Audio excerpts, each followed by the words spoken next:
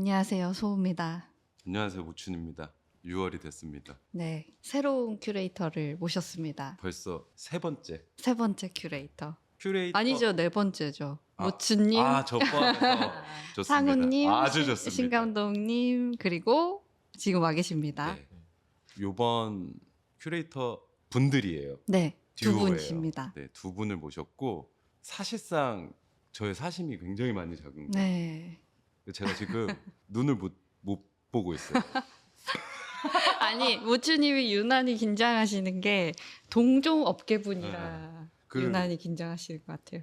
소개드리기 전에 네. 아까도 이제 시작하기 전에 저희가 몇 번 뵀는데 컨디션 안 좋으셨죠? 그랬는데 사실 위축된 거였어요. 되게 위축되고 저도 되게 까부는 거 좋아하고 어디 가서 잘 위축이 안 되는데. 잘 쫄지 않는데 자꾸 쫄리고 오늘도 되게 짝사랑하는 사람 만나는 거. 쫄지 않나. 되게 친해지고 싶은데 말을 못 하잖아요. 약간 그런 느낌입니다. 소개해 보겠습니다.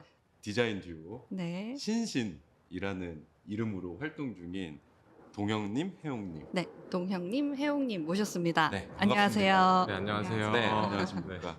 네. 스스로 한번 소개 좀 부탁드리겠습니다. 네. 네, 저희는 신신이란 이름으로 활동하고 있는 그래픽 디자인 듀오이고요. 저는 신혜옥, 신동혁인데 저희가 이제 신신이라는 이름을 사용했을 때는 이제 둘이서 이제 같은 이름으로 이제 프로젝트를 같이 진행하는 경우가 많았는데 이제 시간이 좀 지나면서 최근에는 또 각자의 그런 영역들이 좀 생기면서 저희의 역할을 조금씩 확장하고 있고요. 하지만 저희의 일들은 그 그래픽 디자인 영역 전반에서 여러 가지를 담당하고 있는데 점점 더 다양한 일들을 해보려고 노력하고 있는 그런 스튜디오라고 보시면 되겠습니다. 네. 부부이기도 하고 그리고 대학교 CC로 출발해서 지금까지 몇 약- 년 만나셨어요? 약 16년 동안 네, 짝꿍으로 살고 있습니다. 반평생 네. 네. 거의. 또 절대적인 시간으로 따지면 부모님보다 이제 많은 시간을 보낸 상태가 됐죠. 네. 그렇게 일과 삶 그리고 뭐 노는 거 사랑까지. 네, 여러 가지를 거의 주식으로 치면 하나에 다 투자하는 몰빵하는. 네, 그런 위험한 리스크를 떠안는 관계입니다. 그렇죠. 어제가 10주년이셨다고. 네, 네, 결혼식 결혼식. 주년이었습니다. 아, 그러면 창립도 10주년이에요? 그쵸? 맞습니다. 네. 그러면 신신이란 이름을 쓴 것은 10년 전이었어요. 그 전까지는 따로따로 아니요, 처음에는 이제 둘이 대학교를 졸업하자마자 각각 이제 안모 디자인 회사와 홍모 디자인 회사 뭐 이렇게 말해도 다 알 것 같긴 한데 그런 편집 디자인 에이전시에 각각 들어갔다가 혜옥 씨는 한 5년 정도 다니고 전 2개월 만에 그만두고 각자 이 길 아니다? 네. 이 친구는 거기 소속 디자이너, 저는 프리랜스로 한 4, 5년 정도 일을 하다가 이제 2014년 결혼과 함께 사업자 등록을 하면서 본격적으로 시작했죠. 혜웅은 그때 퇴사한 거예요, 그러면? 네, 맞아요. 학교 다닐 때도 그렇고 같이 또 해서 재밌는 프로젝트들은 계속 해오고 있긴 했어요. 네. 간간히 이렇게. 네, 하다가. 맞아요. 그래서 저는 프리랜스인데 회사 2개월 다닌 애가 뭘 많이 알겠어요. 프리랜스로 막상 말은 했지만 백수죠. 네, 그래서 일이 없어서 학교 동아리실로 다시 들어갔어요.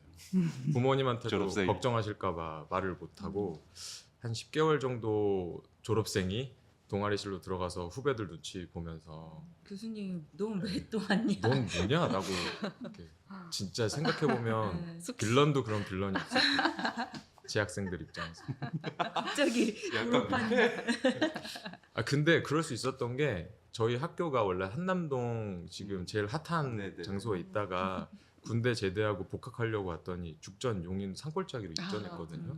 그래서 학교 초창기에 되게 자리가 안 잡힌 어수선한 상태였어요. 그래서 안 쓰이는 강의실도 많고 그냥 창고처럼 쓰이는 공간도 많고 그래서 혜옥 씨랑 저랑 동시에 복학을 했는데 이런 학교를 다녀야 되나? 이렇게 학생들한테 무책임하게 이전해버리고 막 둘이 좀 학교를 계속 다닐 명분이 필요하고 동기부여도 필요해서 교수님한테 제안서를 썼어요. 동아리 실을 좀 쓰고 싶다. 지금 뭐 컴퓨터 쌓으면 창고로 쓰이는데 저희가 좀 유의미한 공간으로 바꿔보고 싶다고 했더니 마지못해 허락을 해주셔가지고 그 공간에 제가 다시 들어갔다고 했는데 저희가 만든 공간이기도 해서 약간 좀 뻔뻔하게 할 수 있었던 것 같아요. 근데 지금 말씀하신 게 진짜 전설적인 동아리가 이게 제가 그 존재를 안 거 TW라는 아, 맞습니다. 동아리 2008년에 제가 네. 그때도 있었죠. 네, 그때- 그때 연애와 동시에 동아리를 만들었어요. 디자인 업계에서 유명했어요. 네, 그래픽 디자인 저는 2008년에 씬에 들어가서 이제 돈을 벌기 시작하면서 일을 잘하고 싶으니까 선배들 작업을 막 이렇게 디깅하고 하다가 TW까지 갔어요. 그래서 한국 애들이 되게 잘한다라고 했는데 제 또래인 것 같은 거예요. 그래서 엄청 충격적이었어요. 그 작업들이. 거기에서 그 스터디했던 작업들이 네. 외국이랑 이렇게 교류도 하고 막 그러지 않으셨어요? 맞아요. 맞아요. 저희가 동아리실을 만들고 그 다음에 해야겠다고 생각한 게 이제 웹사이트를 만드는 일이었어요. 왜냐면 이제 저희가 사실 유일하게 어떤 장점이라고 생각했었던 서울 한복판에 있는 학교 그게 갑자기 어디 산골로 들어가게 되니까 우리가 너무 고립됐다라는 느낌이 좀 들었던 것 같고 어떻게든 우리가 여기서 뭔가를 하고 있다라는 걸 밖에 보여줘야겠다라는 생각이 좀 들었어요. 그래서 웹사이트를 만들었고 이제 아이디나 패스워드를 친구들이랑 공유를 하고 본인의 작업을 그냥 개인 블로그처럼 막 올리는 그런 용도로 썼죠. 그러면서 이제 작업이 모이고 하다 보니까 스튜디오처럼 보시는 분들도 있었던 것 같아요. 얘네들 그래픽 디자인 스튜디오구나. 뭐 학생들이라기보다는 이제 그러면서 완성도도 되게 높았던 것 같아요. 열심히 하려고 했죠. 그리고 그러면서 말씀하신 그 외부 교류는 그런 웹사이트는 저희가 물리적으로는 서울에서 벗어났지만 이런 활동들이 있습니다. 일종의 그 여기 사람이 있어요라는 팻말 같은 거였고 여기 살아 있어요. 예, 여기 살아 있어요. 뭐 하고 있어요라는 팻말 같은 거였고 학생들인데 학교 안에서 충족이 안 되잖아요. 저희가 배우고 싶은 선생님도 이렇게 수강 신청할 때 보면 없고 그런 수업도 없고 그래서 뭐 두산아트센터에서는 무료 미술 강연 같은 거 디자인 외부 행사에서 뭐 한 특강 이런 것들을 우르르 몰려가는 거. 무슨 버스 대전한 것처럼 광역 버스 타고 다니면서 그 빨간 거 네, 네. 죽전 휴게소에서 타는 뭐 그런 거 타고 다니면서 막 열댓 명이 우르르 몰려가서 강의 듣고 오고 갔다 와서 이제 동아리실에서 어땠냐 뭐 네 생각은 어떻냐 난 이런 게 좋았다 뭐 이런 얘기들 하면서 좀 진지하게 학교 생활했던 것 같아요. 그러면서 만들어진 그때 당시에 인연들도 많았고 자꾸 외부의 연결고리를 찾으려고 실제 우편물 같은 걸 만들어서 외국 디자인 스튜디오에 막 보내본다던가 반응은 없죠. 근데 뭐 외국 디자인 공모전 같은 거에도 내본다던가 계속 그런 식으로 외부 접점을 찾으려고 노력을 했던 것 같아요. 근데 저 같은 애들 많지 않아요? 그때 그런 활동 되게 인상적이었다. 실제로 되게 시샘도 많이 받고 질투도 많이 받고 욕도 많이 먹었어요. 욕은 어떤 부분을 욕하는 거예요? 그 왜 유튜브 하시니까 좋은 댓글만 있는 건 아니잖아요. 아니 근데 그 당시에는 네. 그 매체가 뭐였어요? 그러니까 싸이월드였어요. 아니요, 그냥 아예 웹사이트 웹사이트였어요. 외부로 월드와이드 닷 네. 컴.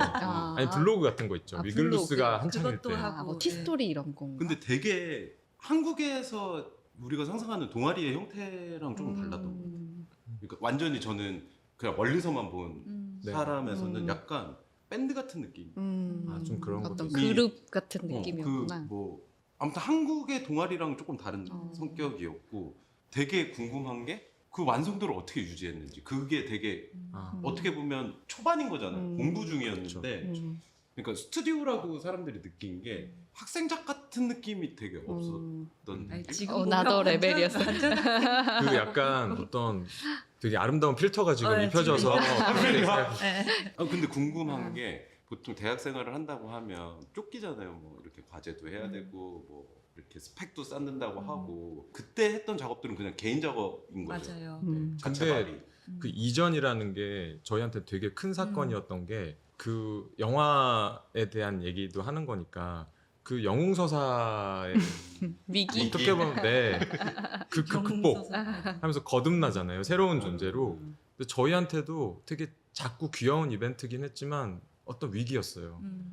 우리가 이렇게 안정적이라고 믿고 있는 어떤 제도나 그리고 선생님 사례 아. 그런 것들이 다 어느- 쓸모가 없구나. 이건 그냥 없어질 수 언제든 있는 바꿀 거구나. 수 있는 거구나 같은 거를 느끼니까 동아리 안에서 학교에서 수업을 무엇을 들을지 고민하기보다 우리가 하고 싶은 걸 먼저 해보자. 능동적으로 그리고 찾자. 우리는 그냥 그리고 저희가 원래 나름대로 학교에서 전통이 있는 각 동아리의 장이었어요. 동혁 씨는 한글 꼴을 꼴 만드는 디자인. 디자인 동아리였고 저는 이제 편집 디자인 동아리의 장이었는데 이전을 하면서 그리고 또 같이 사귀면서 그냥 그걸 합쳐버렸거든요. 이런 너무 개인적으로 이러니까 하는 거 아니야? 선배들이 대놓고는 근데- 뭐라고 아니 그렇게 말을 안 했지.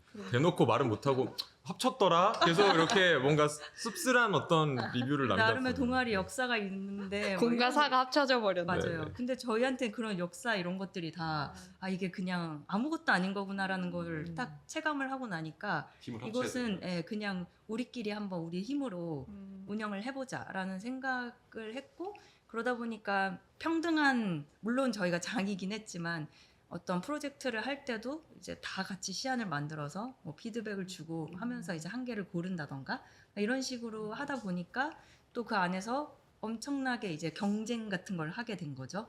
그래서 내가 쟤보다 잘해야지 뭐 이런 것들도 생기고 그러면서 이렇게 같이 좀 상향 평준화된 것도 있는 것 같아요. 진짜 약간 펑크락 밴드 같은 거였어요. 그 스크로브락 영화 보시면 그 학교 안에서 그 잭 블랙이 등장해가지고 애들을 약간 일탈하게 만들잖아요. 선동. 네. 근데 그게 모여서 벌어지는 장소가 학교라는 게 되게 유의미한 것 같은데 저희도 그때 당시에 교수님에 대한 불신도 많이 쌓였고 커리큘럼도 만족스럽지 않고 학교에 대해서 총체적으로 못마땅해 하던 상황에 그런 동아리에 집중하면서 어른들의 어떤 것은 다 좀 배제하고 우리가 찾고 우리가 보고 싶은 거 위주로 우리 라이프 스타일을 만들면 좋겠다 싶어서 외부로 자꾸 돌았던 거죠. 근데 그 과정에서 웃긴 에피소드가 몇 개 있는데 선생님이 어떤 과제를 했는데 칭찬을 막 하시는 거예요. 그러면 그때는 그냥 감사합니다 하고 동아리실로 같이 오면서 친구들끼리 엄청 놀려요. 좋겠다 칭찬받아. 그러면은 조롱 아니야 조롱. 네. 그 친구는 좌절하는 거야. 내가 뭘 잘못했지? 내가 뭘 잘못했는데 칭찬하지? 짜증나는데 막 이런 식으로 담배를 막 피우고 그런 경험들이 되게 저희의 어떤 멘탈리티를 보여주는 에피소드였던 것 같아요. 이런 게 좀 다른 부분입니다. 동아리가 이렇게 활동을 적극적으로 하는 뭐 연합 동아리나 그런 것도 질서에 편입하려고 이거를 맞추는데 약간 반사회적이야. 그래서 골라주신 영화 중에서도 24시간 파티하는 네, 사람들이랑 트레인스포팅이 약간 그 시절에 맞아요. 약간 맞아요. 반항적인 네. 것들을 보여준 영화다. 어떤 영화들을 골라오셨는지 하고 이 얘기를 하면 이어서 할까요? 네. 어떤 영화 가장 트레인스포팅이랑 24 Hours Party People, 팬텀 스레드 그리고 이삭 줍는 사람들과나 과나 그리고 하나가 또 뭐였더라? 책종이. 책종이 가위. 네. 그리고 원래는 Fire of Love라는 영화 아, 네네. 그거 수급을 못했어요. 네. 네. 저는 이 리스트 봤을 때 트레인스포팅 빼고는 다 못 본 영화들이에요. 아, 그래서 다행이네요. 이제 극장주님께서 못 보셨네. 근데 아직 그게- 다는 못 봤어요. 네네. 한 반 봤는데 저는 다 봤습니다. 어. 너무 좋았어요. 어. 네. 재밌더라고요. 음. 두 분 작업 보면서 잘한다는 감각은 있는데 해석을 못 하겠어요. 음. 저 무슨 발상으로 저기까지 갔지? 쟤들은 뭐 먹고 살지? 그러니까 뭘 먹길래 저런 발상으로 가지? 아, 그런 게 되게 궁금했었다. 진짜 해석이 안 됐거든. 아. 근데 이제 영화를 보니까 어렴풋이 알 것 같고 이삭 죽는 사람들과 나는 좀 설명을 들어야 될 것 같고 네. 그거는 해옥 씨가 적극 추천해서 리스트에 음. 넣었는데 저는 며칠 전에 봤어요. 따로 네, 이삭 네. 줍는 사람들. 먼저 네. 보고 이제 추천을 해줘서 이 리스트에 넣기 전에 봤는데 제가 느낀 감상이랑 그래서 해옥 씨가 느끼는 감상이랑 좀 다를 것 같긴 해요.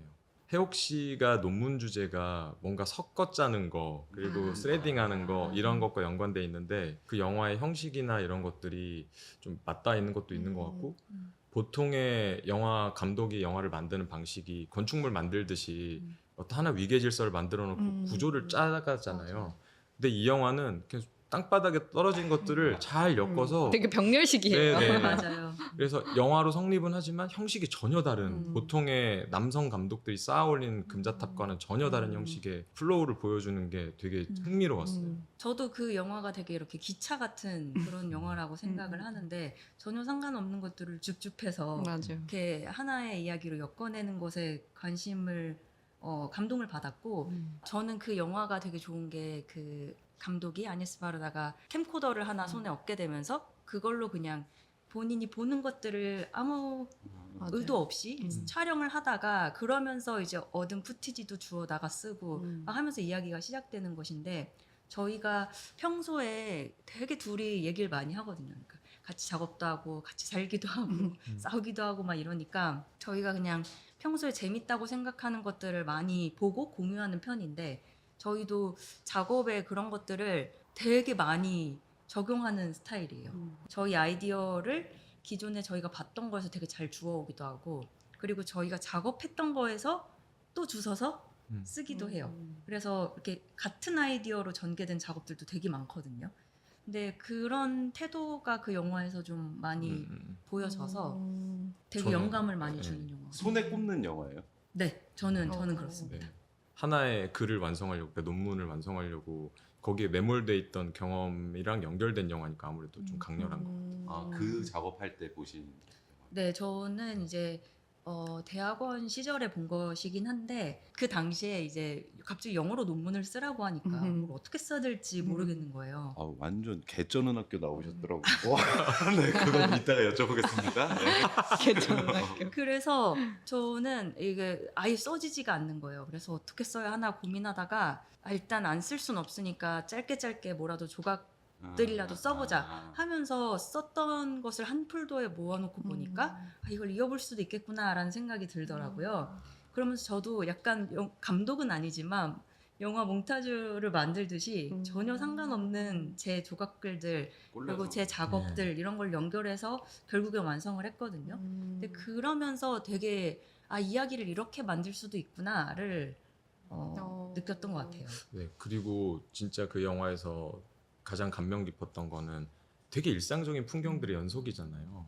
근데 카메라를 하나 들고 있음으로 해서 되게 세밀하게 보고 맞아. 자세히 보고 안으로 들어갈 수 있고 그런 것도 연결하니까 단순히 어떤 스쳐 지나가는 풍경이 아니라 작업이 되잖아요. 저희도 매 순간 좀 집중을 하면서 여러 가지를 보려고 하거든요. 뭐 어떤 사람이 의도한 공간에 가든 의도치 않은 뭔가 매칭된 상황을 보든 간에 그거를 저희 의도로 만들려고 되게 애를 쓰는 편인 것 같아요.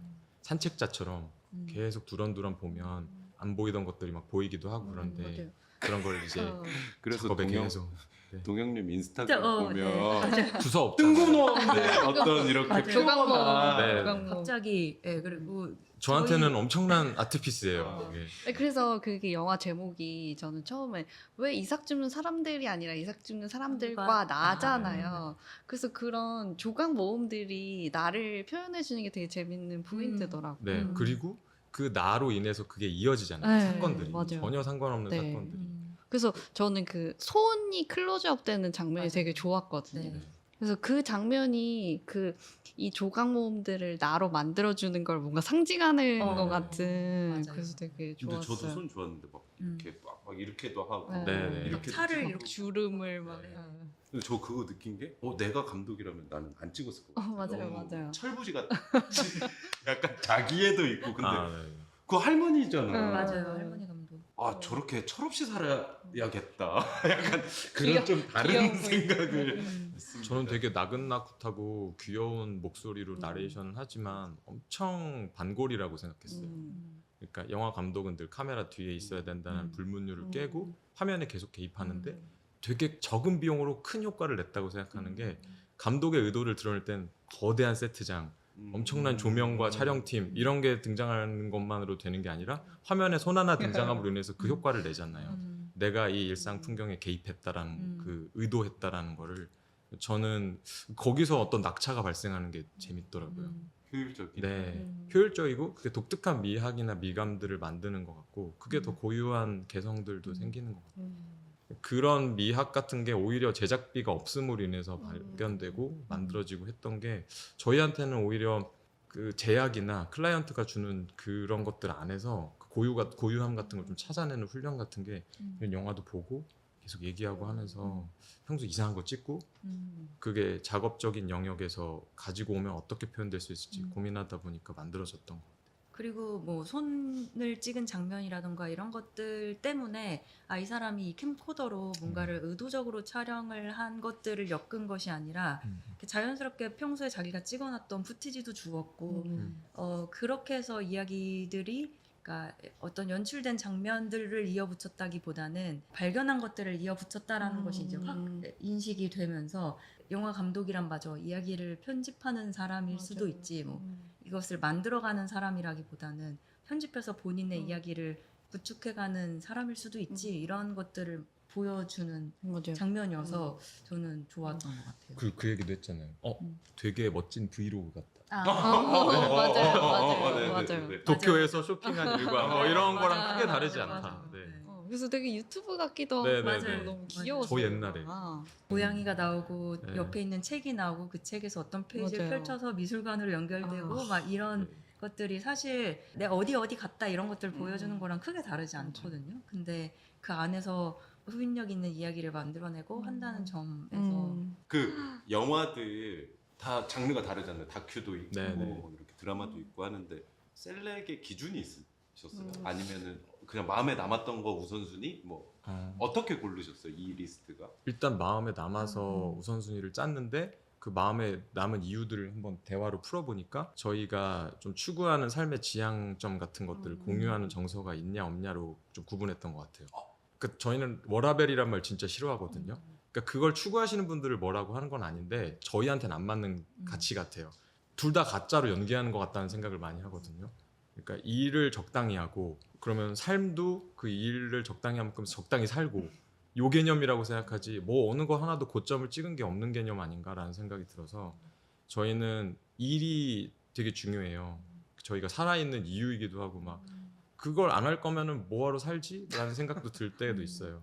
다만 일만 하면 너무 소모적이고 지치고 뭔가 우울증 올 것 같으니까 이걸 좀 즐겁게 하는 삶의 방식들을 세팅을 해보자라고 생각하면서 그 동선을 짤 때도 그렇게 짜고 매장을 차리기 전까지 가장 신나고 매장을 차리면 그걸 유지하느라 힘들잖아요. 그래서 늘 세팅하는 상태로 두려고 하는 것 같아요. 그래서 출근 시간도 별로 없고 일하는 시간대도 정확치 않고 일정치 않고 그런 것들을 좀 그냥 늘 모험하듯이 계속 유지하려고 자연스럽게 일이 있으면 좀 하고 없으면 뭐 재충전의 시간이라고 생각하고 초조해하지 말고 못 보던 영화도 보고 책도 읽고 여행도 돈 안 드는 선에서 가보고 뭐 그렇게 좀 자연스럽게 뭐 해보려고 애쓰는 것 같아요. 점점. 일은 하지만 저희가 쉬는 시간이라고 느끼는 것들을 또 촘촘히 잘 배치하려고 하고 그런 것들이 중요한데 이 영화들 이렇게 보면서 어떻게 일과 삶을 분리하지 않고 자연스럽게 이것을 사랑하는 대로 사랑하고 또 우리의 시간들을 보낼 수 있을까 이런 거에 되게 관심이 많은데 그러다 보니까 자연스럽게 꾸려진 어떤 리스트 같다는 생각도 들고요. 막 팬텀 스레드 같은 경우는 아예 막 그 얘기를 하고 싶어요. 이걸 놓지 일 못해서 중독자의 얘기잖아요. 네, 막 아프게 만들고 막 이러잖아요. 그래서 그런 그냥 사이코 두 명의 사랑 얘기 같은. 맞아요. 진짜 우아한 사랑과 전쟁. 네, 4주 뒤에 봅시다. 그런 것들도 있고 또 한편으로는 저희가 일을 하면서 이렇게 나름대로 왜 형식지 안묵지라고 하잖아요. 교과서처럼 배우는 어떤 것들이 있으면 이 영화들은 약간 저희한테 안묵지 같은 영화들인 것 같아요. 아 이렇게 살 수 있구나, 뭐 이렇게 일할 수 있구나, 혹은 아 그치 우리가 좋아하는 건 이런 거지, 막 이런 것들을 다시 한번 이렇게 느끼게 해주는 그런 영화 리스트들이지 않을까? 팬텀 스레드 얘기가 잠깐 나왔으니까 초반 도입부가 정말 압도적이잖아요. 그 그루밍하는 그 멋있는 중년 남성. 우리와 그 반대되는 팬티까지 예뻐. 네,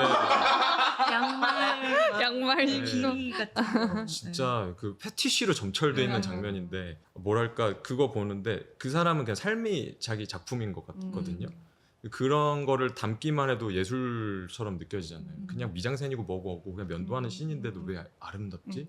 왜 저렇게 곱지? 막 이런 생각이 계속 드는데 아저씨인데 그게 진짜 어렵잖아요. 아저씨를 너무 그렇게 섹시하죠. 보여주는 게 쉽진 않은데 그래서 혜옥 씨랑도 뭔가 미쳐 있는 거는 사실인데 그게 어느 선에서 붕괴되지 않고 계속 유지하는 긴장감을 계속 만드는 게 저희한테는 되게 중요해서 그런 영화들이 좀 와닿았던 것 같아요. 다 일과 삶과 뭐 사랑과 여러 가지 개인적인 것과 공적인 것들이 막 녹아서 입체적인 인간들이 막 나오는 영화들이니까 머릿속에 그리고 또 남는 거. 팬텀 트레드 얘기하다 보니까 저는 그 영화를 원래 폴 토마스 앤더슨 감독을 너무너무 좋아하는데 이상하게 그 영화는 못 보고 지나갔던 것 같아요. 그러다가 어디였지? 어디 갔다 오는 비행기 안에서 보게 됐어요. 근데 그냥 틀자마자 바로 그- 몰입이 돼서 어. 툭 네, 들어가는 거. 그냥 정말 그냥 빠져들었고 보면서 너무 아름다워서 아 이거는 큰 화면으로 봐야 된다. 제대로. 다시 봐야겠다.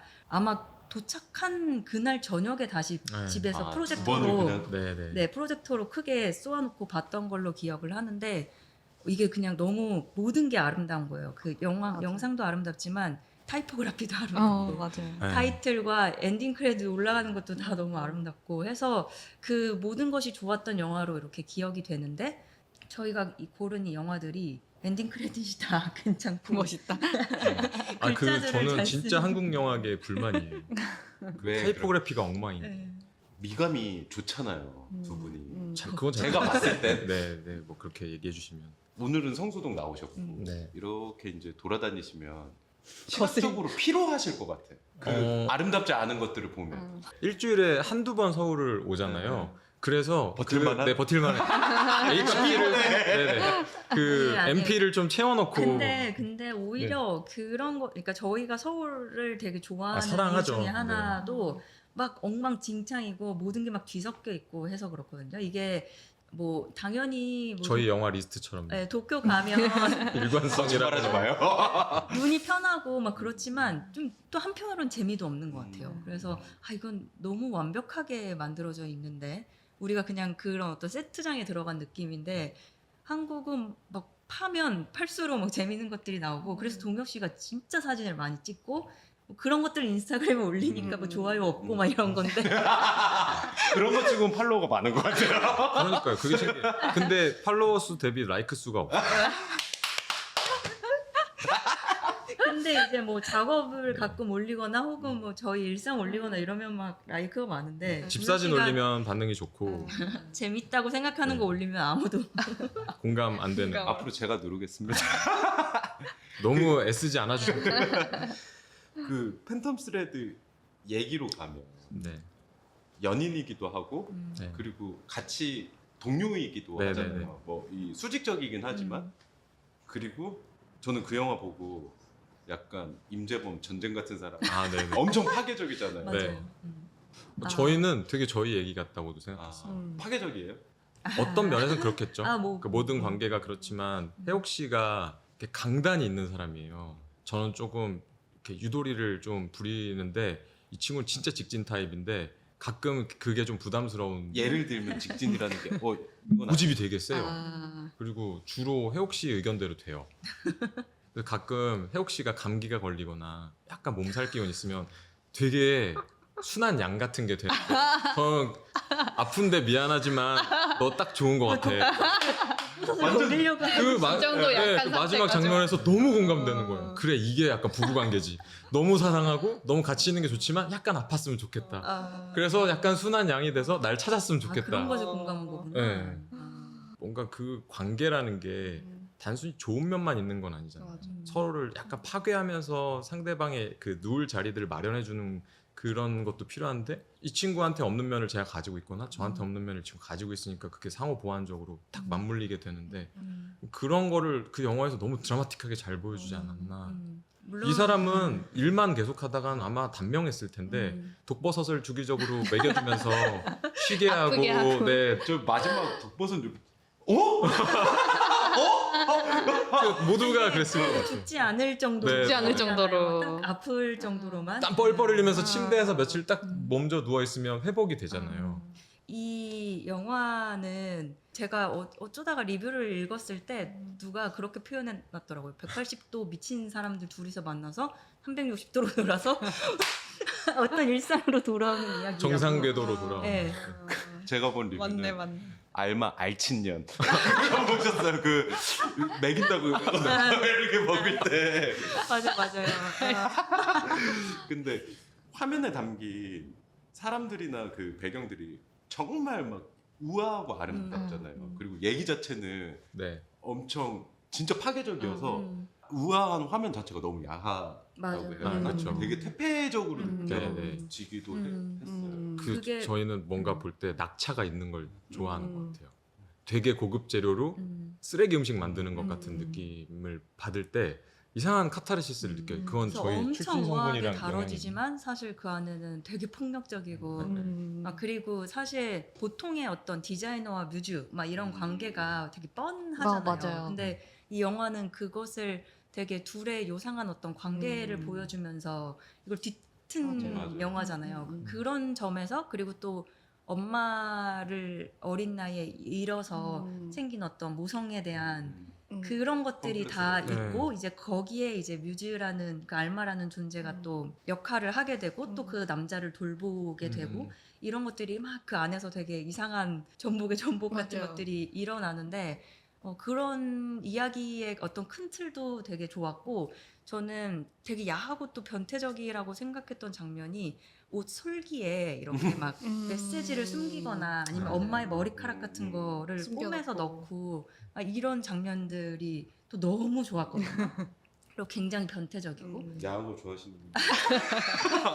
네. 대놓고 맞아요. 야하기보다는 그런 장면들이 너무 섹시한 거예요. 그래서 물론 그 다니엘 데이루이스 너무 섹시하잖아요. 그래서 이 섹시함으로 만들어진 영화다라고 해도 과언이 아닙니다. 아니 근데 그 숨겨놓은 음. 그 내용물들 얘기를 하다가 보니까 팬텀 스레드에서 저희가 뭐 부부 관계에 대한 반성도 좀 하게 되고 어떤 것도 보게 되는데 저희가 그 숨기는 행위를 통해서 저희가 작업할 때도 지치지 않고 작업하는 거에 대한 단서도 많이 얻었어요. 예를 들면 예를 들어 클라이언트가 요구하는 여러 가지 주문들이 있는데 그런 걸 만족시키는 게 일단 최우선 가치긴 하겠죠. 근데 저희도 사람이고 계속 이렇게 소모적으로 그 사람들 만족감만 위해서 일을 하다가는 금방 일을 그만둘 수밖에 없겠다는 생각이 들어서 저희가 만족하는 세부들 그 사람들조차 모르는 저희만 아는 재밌는 부분들을 계속 숨겨서 이어가려고 하거든요.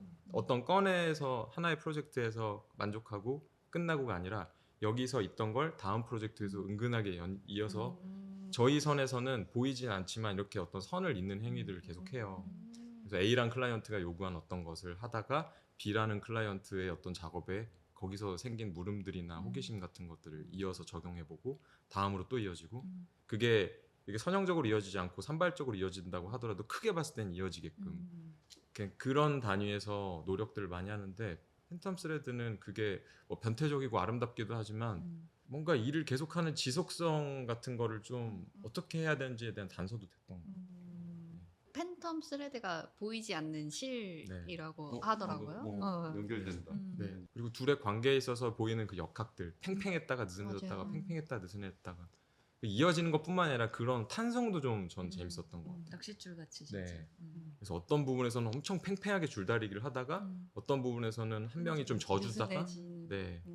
매듭이 돼서 뭐 아름다운 리본이 됐기도 하는데 결국에는 어쨌든 부여잡고 있는 맞아요. 그리고 혜옥 씨랑 이제 오래 관계를 이제 맺고 지내다 보니까 서로 팽팽하게 당긴 상태가 제일 아름다운 것 같긴 하거든요. 한 명이 근데 놔버리면 성립이 안 되잖아요. 그 관계가 끊어지는 건데 그거를 그런 스레드에 빗대서 영화로 표현하는 것 자체도 되게 감동적이었어요. 근데 일과 사랑 그리고 어떤 관계 그리고 결핍과 생산 이런 것들이 다 엄청 영리하고 뭐라고 되지? 영민하게 네. 이렇게 그리고 아름답게 그려져서 너무 재밌었어요. 그리고 폭력성과 아름다움 막 이런 것도 연결돼 있고 내용은 폭력적인데 화면은 아름답고 이런 상반되는 가치들 캐릭터도 되게 상반되잖아요. 한 명은 엄청 편집증적이고 신경질적이고 예민하고 날카로운데 그냥 뚫고 가는 이 휘양세를 만나면서 사건이 벌어지는 거예요.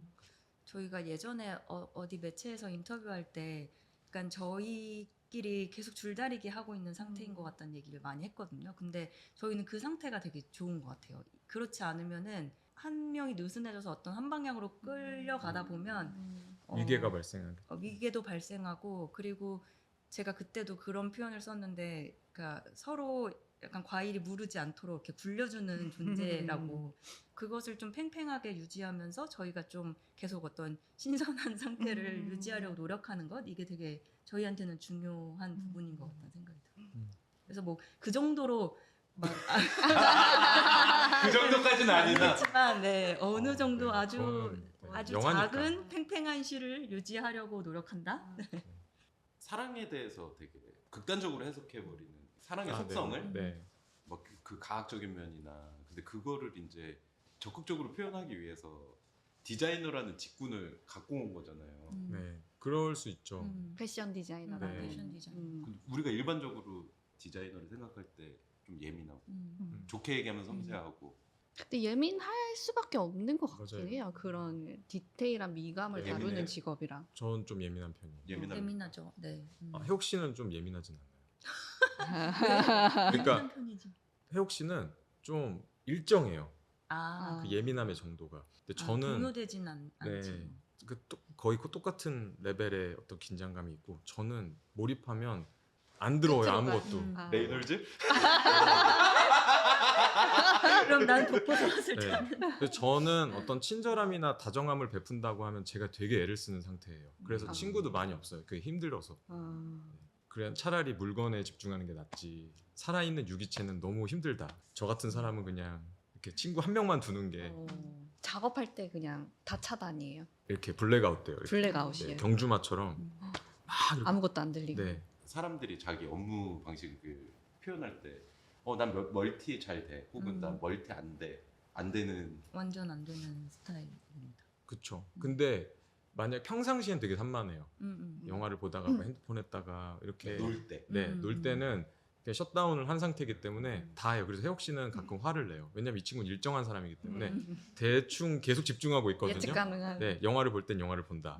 뭐 잡지를 볼 땐 잡지를 본다. 이런데 저는 영화를 보다가 핸드폰도 할 수 있다. 왜냐면 난 지금 쉬는 모드이기 아. 때문에. 근데 일을 한다, 뭔가 집중했다 이러면은 그것만 해야 돼요. 잘 얘기도 못 들어요. 그래서 자주 꺼내주죠 제가. 정신 차려. 잘 만난 거. 네. 잘 만난 거 같아요. 근데 반대로 독버섯은 제가 먹이고 있어요. 근데 그 영화에서 일부러 그 레이놀즈를 그냥 패션 디자이너가 아니라 또 한 명 한 명 그렇지. 맞춤복을 디자인해 맞춤복. 정말 예민한 것의 어떤 끝판왕으로서 음. 의 디자이너를 데리고 오잖아요. 그리고 고객 한 명을 위해서 정말 몇 달을. 엄청 섬세하게 그것을 맞춰주는. 클라이언트가 술 취해서 드레스 초록색 아. 드레스. 네. 그래서 그 알마가 벗기고 네. 보낸 그러면서 그 장면에서는 이제 둘이 어떤 사랑의 어떤 맞아요. 그것도 동업자처럼. 맞추긴 하지만 네. 그런 경험 있으세요? 저희는 그럴 정도까지는 아니겠죠. 이게 뭐 예를 들어서 저희가 뭐 어디 로고 타입을 만들어줬는데 엉망으로 쓰이고 있다던가 막 이러면 그냥 웃음이 나죠. 그냥 저렇게 쓰네. 웃는 손을 굵으셔. 곧 재밌는데? 조만간 리뉴얼 하겠군. 시니컬한데? 망가지고 저희 있구나. 둘 다 기대치가 되게 낮아요. 아. 그러니까 이게 잘 될 거라는 데다가 어떤 기준을 두면 스트레스만 받잖아요. 안 될 게 뻔하니까. 그래서 상처를 덜 받기 위해서 안 그리고- 되겠지 아마 뭐 이렇게. 그리고 저는 기본적으로 이건 학교에서 학생들한테도 많이 얘기를 하는데 사실상 이렇게 자기 작업이라고 생각하고 막 끌어안고 있게 되는 경우가 많잖아요. 근데 그 분들이 부탁해서 한 일이고 그렇죠. 그리고 이게 막 내 새끼 같지만 그게 아니잖아요. 그분들한테 납품하고 그분들이 써야 잘 쓰도록 유도하는 게 또 중요하긴 하지만 사실상 손을 떠난 것들이기 때문에 그래서 또 디자이너로서 막 소모감을 느끼는 것도 크고 느끼세요? 그럴 때도 많죠. 왜냐면 이렇게 뭔가 내 어떤 것들이 축적이 된다기보다는 그때그때 끝내고 또 새로운 프로젝트 들어가고 막 하다 보니까 근데 이제 저희는 아까 동혁 씨가 말한 것처럼 이것을 그냥 개별 프로젝트로 보지 않고 어떻게 하면 조금 더 우리가 관심 있어 하는 것을 여기서 시도해보고 그걸 또 두 번째에서 또 시도해보고 또 다른 데서 해볼 수 있을까를 생각하는 편인데 그렇지 않으면 그냥 굉장히 소모적이고 리셋하고 또 다른 과제가 주어졌을 때 또 완전히 새로 백지 상태에서 시작하고 그거 너무 이렇게 힘들지 않아요? 그래서 저희는 저희는 그렇게 작업 못해요. 안 해요. 네. 안 하면 되는 거. 네. 저 힘들거든요. 그래서 저희는 예전에 썼던 아이디어 되게 갖고 오고 뭐 그냥 말해요. 이거 전에 어디서 했을 때 네. 그때 적용했었던 아이디어인데 이번에 이렇게 변형해서 써보려고 한다라고 말하기도 하고 저희끼리는 아까 사진 찍어서 막 재밌다고 기록해놨던 것들 갖고 와서 막 적용하고 그러니까 기존의 아이디어들 쓰기도 네, 하고 학생들한테 늘 말하는 게 과제를 부여받은 순간부터 고민하면 밤샐 수밖에 없다고 얘기해요. 어떻게 해야 돼 그럼? 미리미리 하고 아. 싶은 것들을 생각해서. 차곡차곡 네, 아. 게러지에다 쌓아놓고 그것들 그 꺼내서. 과제 적절하게 어울리는 재료들을 내가 미리 만들어 놓은 것들이랑 연결지어서 생각하면 시간도 아낄 수 있고 내가 앞선 단위에서 관심 있었던 것들을 합친 거잖아요. 그러면 그 사람만을 위한 게 아니라 내 관심사를 같이 공동 영역에다 끌어들인 거니까 훨씬 좀 덜 소모적이라고 느낄 수도 있고 시간도 아낄 수 있고 실제로 안 좋은 점이라고 하면 일상이 계속 일의 연장선일 수도 있어요. 나한테 영감을 주는 것들을 찾아서 헤매이고 그냥 밥 먹으러 가는 길 중에서도 뭔가 재밌는 게 있으면 찍고 저장하고 올리고 그런 걸 다시 열람하고 그런 과정들을 피곤해 하시는 분이라고 하면 힘들겠지만 저희는 계속 뭔가를 만들어야 되는 사람들이니까 피곤함보단 재밌는 게 더 아직 큰 것 같아요. 아카이빙 어떻게 하세요? 그런 재료들? 뭐 인스타그램에도 계속 올리고 근데 인스타그램이 뭐 누가 좋아요를 많이 눌렀는지 별로 저한테는 안 중요한 게 제가 보려고 하는 거라 그리고 저희는 둘이 어떤 재밌는 걸 봤을 때 얘기를 되게 많이 하거든요. 이게 왜 재밌는지.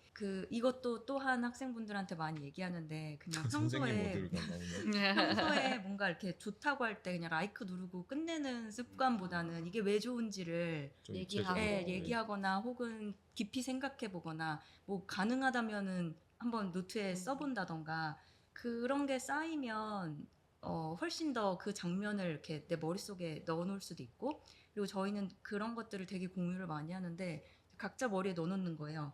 그러면은 이게 그대로 나올 때도 있지만 왜곡돼서 왜곡돼서 나오기도 하고 동혁 오염돼서. 씨가 더 네. 재밌는 맞아. 의견을 네네. 덧붙여서 뭔가를 얘기하기도 하고 아 그때 그냥 되게 웃긴 이미지라고 생각했는데 갑자기 거기에서 뭔가 이렇게 쓸만한 어떤 아이디어가 만들어지기도 하고 그러는 것 완전 같아요. 공감합니다. 약간 숙성시키는 거죠. 서로 음. 머리에다가 막 얘기를 해서 넣어놓고 그 다음에 이제 그때 그 얘기 뭐였지라고 했으면 다시 들어오면 그 똑같이 전달할 리가 없잖아요. 이 친구 식대로 이렇게 왜곡해가지고 오는데 약간 뇌를 두 개 쓰는. 네네네. 맞아요. 그 서로 백업한다 그래요. 네. 네. 그런 게 저희 작업할 때도 훨씬 좀 저 혼자만 했으면 제 안에서 예상한 것들만 나올 텐데 둘이 있으니까 적극적으로 그런 걸 이렇게 이용하려고 하는 거예요. 저희 대학교 때는 진짜 섀도우 복싱 막 많이 했어요. 일을 하고 싶은데 일이 없는 경우 학생이니까. 그리고 혹은 지금 할 수 있는 일 말고 만약에 더 큰 프로젝트 야망 있는 프로젝트. 예를 들어 막 이 작가가 우리한테 일을 의뢰한다면 우린 도록을 어떻게 만들까 하면서 그거를 막 얘기하는 섀도우 거예요. 복싱 같은 네. 거예요. 진지하게 표지는 이렇게 디자인하고 이런 컨셉이면 음. 좋겠어. 종이는 근데 그럼 이렇게 쓸 수 있지 않을까? 막 우리한테 이런 일을 것까지. 줄 리가 없잖아. 결국 이렇게 끝났거든요. 하지만 그게 연결되는 경험을 몇 년 전에 했거든요. 실제 10년 뒤에 저희가 딱 말했던 작가님이 연락을 해오셔서 그런 다음에 저희가 그때 이런 아이디어를 나눴었다 얘기를 했더니 그게 그냥 바로 일로 연결이 돼서 바로 진행이 됐었어요. 참 생각이라는 게 신기한 신기한 것 거. 같아요. 네, 저는 질문하는 습관이 그래서 되게 중요한 것 같아요. 예를 들어서 의심하고 질문하고 이런 단골적인 태도가 학생 때부터 아니면 어렸을 때부터 있었을 수는 있는데 작업할 때 그런 것들로부터 출발을 하다 보니까 이거를 작업으로 끌어다 쓸 수는 없을까? 이런 구린 것도 막 그런 의심이나 질문 같은 게 생산적으로 연결되는 게 저희한테는 되게 감흥이 있거든요. 그리고 진짜 그 생각으로만 남겨두지 말고 그거를 누구한테 보여주든 공유하는 게 정말 중요하다는 생각이 들어요. 살이 붙으니까. 네, 살이 붙고 저는 아까 뭐 대학원 때 제가 조각글 많이 썼다라고 말씀을 드렸었는데 저는 그거를 가지고 다른 어떤 선생님을 만난다거나 하면 그냥 보여드렸거든요. 그러면은 뭐 이런 거 읽어봐, 뭐 저 작가 작업 한번 봐봐라 하면서 막 거기에 살이 붙는 거예요. 내가 발견할 수 있는 게 이 정도 범위였다면 막 이상한 갈래길들을 가게 되는 거죠. 두 분은 되게 용기 있는 사람들. 왜요? 용기를 낼 수밖에 없는 사람들인 것 같아요. 아니 진짜 용기 있는 어떤 사람. 면에서요? 그 TW 때부터의 활동을 생각하면 네. 참 디자인 잘한다. 되게 유려하게 한다. 라는 느낌을 받다가 그 밤섬 그것도 아시는군요. 네. 그 작업 보고선 못 따라가겠다. 그러니까 뭐냐면 그게 어떤 의미였냐면 그러니까 뭐 작업의 컨셉을 말씀드리는 게 아니라 저래도 돼 이런 그러니까 느낌이셨는데. 내가 그동안 빌드업 해온 네. 내 커리어의 어떤 그 부분을 내서 되게 좀 파괴적으로 점프 뛰는 거고 그 이후에 뭐 그래픽 작업들이나 그런 거 보면 약간 안드로메다로 가는 거예요. 정말로 그거를 향유할 수 있는 사람들이 되게 좁잖아요. 그렇죠. 그리고 많은 사람들이 할 수 있는 영역으로 계속 가는 거잖아요. 네. 하면서 난 못하겠는데. 약간 그러니까 근데 계속 그거를 조각글은 완성도가 없었을 거잖아요. 근데 계속 공유한 거랑 좀 비슷한 것 같고 요번에 저 되게 재밌었던 현상이 도둑일기? 네네. 음. 영화 도둑일기. 네. 그거는 저도 되게 디자인 작업할 때 작업적으로 컨셉을 이렇게 비유적으로 차용을 많이 하는데 와 이거는 진짜 사람들이 헷갈릴 정도로 끝까지 가버리네? 네. 근데 그거를 이 정도까지 드라이브 걸 수 있나? 음. 칭찬을 아, 네. 합니다. 네, 조금 설명해 주시면 좋을 것 같아요. 밤섬 해적단이 아, 뭐였는지 그 두 그리고 가지 작업이 영화 되게 도둑일기 네. 가 그 뭐였지? 두 개 작업은 다 동혁 씨가 네. 작업만 진행한 거예요. 팬으로서는 조금 되게 용기 있는 작업 같다고 느꼈거든요. 아니, 제가 그 용기를 낼 수밖에 없는 환경에 계속 있었다고 말씀드린 게 좀 배경 설명을 해드리면 저희 또래가 그 중고등학교 때는 IMF 때문에 엄마 아빠가 되게 힘들었었고 그쵸. 그리고 대학교 졸업하고 이렇게 취직할 때쯤에 2008년 금융위기가 와가지고 지금처럼 되게 힘든 시기였어요. 근데 그렇기 때문에 회사를 갔는데 회사도 뭔가 많이 막 문 닫고 그때 당시에 어려운 상황이었는데 그게 오히려 용기를 내게 만든 것 같아요. 왜냐하면 지각 변동이 막 일어났었거든요. 작은 스튜디오들이 조금씩 등장하고 그 스튜디오들의 미덕은 보편 다수가 할 만한 것들을 되게 어떤 레벨 이상으로 상향 평준에서 제공하는 게 아니라 개성들을 각각 가지고 있으면서 독자적인 그래픽 문법들을 막 개발하는 게 미덕같이 느껴졌으니까 저도 그런 선배 세대들의 활동들이나 움직임을 보고 그냥 회사 가봤는데 내가 그냥 사회에서 요구하는 어떤 걸 따라하니까 너무 힘들고 못 견디겠더라. 몸도 아팠어요 실제로. 그러다 보니까 이제 퇴로를 끊는 상태가 된 거예요. 학교 동아리실로 들어갈 정도로. 그래서 그냥 모르겠고 몇 년 동안은 그냥 내가 해보고 싶은 것만 해보자. 돈이고 뭐고 일단 혜옥 씨가 그때 용돈도 막 주고 그래가지고. 그러니까 잘 맞는 거. 네. 그래서 드라이브를 걸었는데 한 번 드라이브를 걸어본 사람들은 계속 걸 수 있을 것 같아요. 그때 낸 용기로 인해서 저는 많은 사람들을 만났고 실제로 오히려 경제적으로도 도움이 됐어요. 그 밤섬의 적단 공연장에 온 미술관 큐레이터가 자기가 조그만 전시를 기획하고 있는데 뭐 그 홍보물을 만들어줄 수 있겠냐고 일로도 막 연결이 되기도 하고 그런 일을 한 걸 보고 또 다른 큐레이터나 미술 기관에서도 연락이 오고 몇 년에 걸쳐서 이런 일들이 막 운 좋게 들어오는 걸 보면서 그냥 내가 재밌어하고 하고 싶은 거를 이제 품어줄 만한 동료 집단들을 사귀고 교류를 한 다음에 이거를 사람들이 받아들여 주게끔 하는 게 나한테는 더 맞는 형태겠다는 생각이 들어서 그 이후로 뭐 돈 되는 일을 안 하는 건 아니지만 옛날에 저를 믿고 적은 돈이지만 일을 주면서 뭔가 마음껏 해보라라고 자유도를 줬던 그 동료들은 아직도 일을 계속 하고 있거든요. 같이. 그런 사람들의 일들을 하는 게 지금 제일 부담스러워요. 왜냐하면 기대치가 이럴 테니까. 이번엔 뭘까? 이거예요? 이런 기대. 어떤 이상한 걸 가지고 오나 보자. 어차피 안 팔릴 책인데 날 놀래켜줘. 네, 이상한 거라도. 일기는 진짜 잘 팔려. 네, 영화 도둑일기는 의외로 또 잘 팔린 거예요. 그건 예측할 수가 없죠. 영화 도둑 일기는 어떤 책이고 네. 어떤 디자인 컨셉이고 어떤 평가를 받았는지 네. 그거를 3단으로 한번 설명을 해주십시오.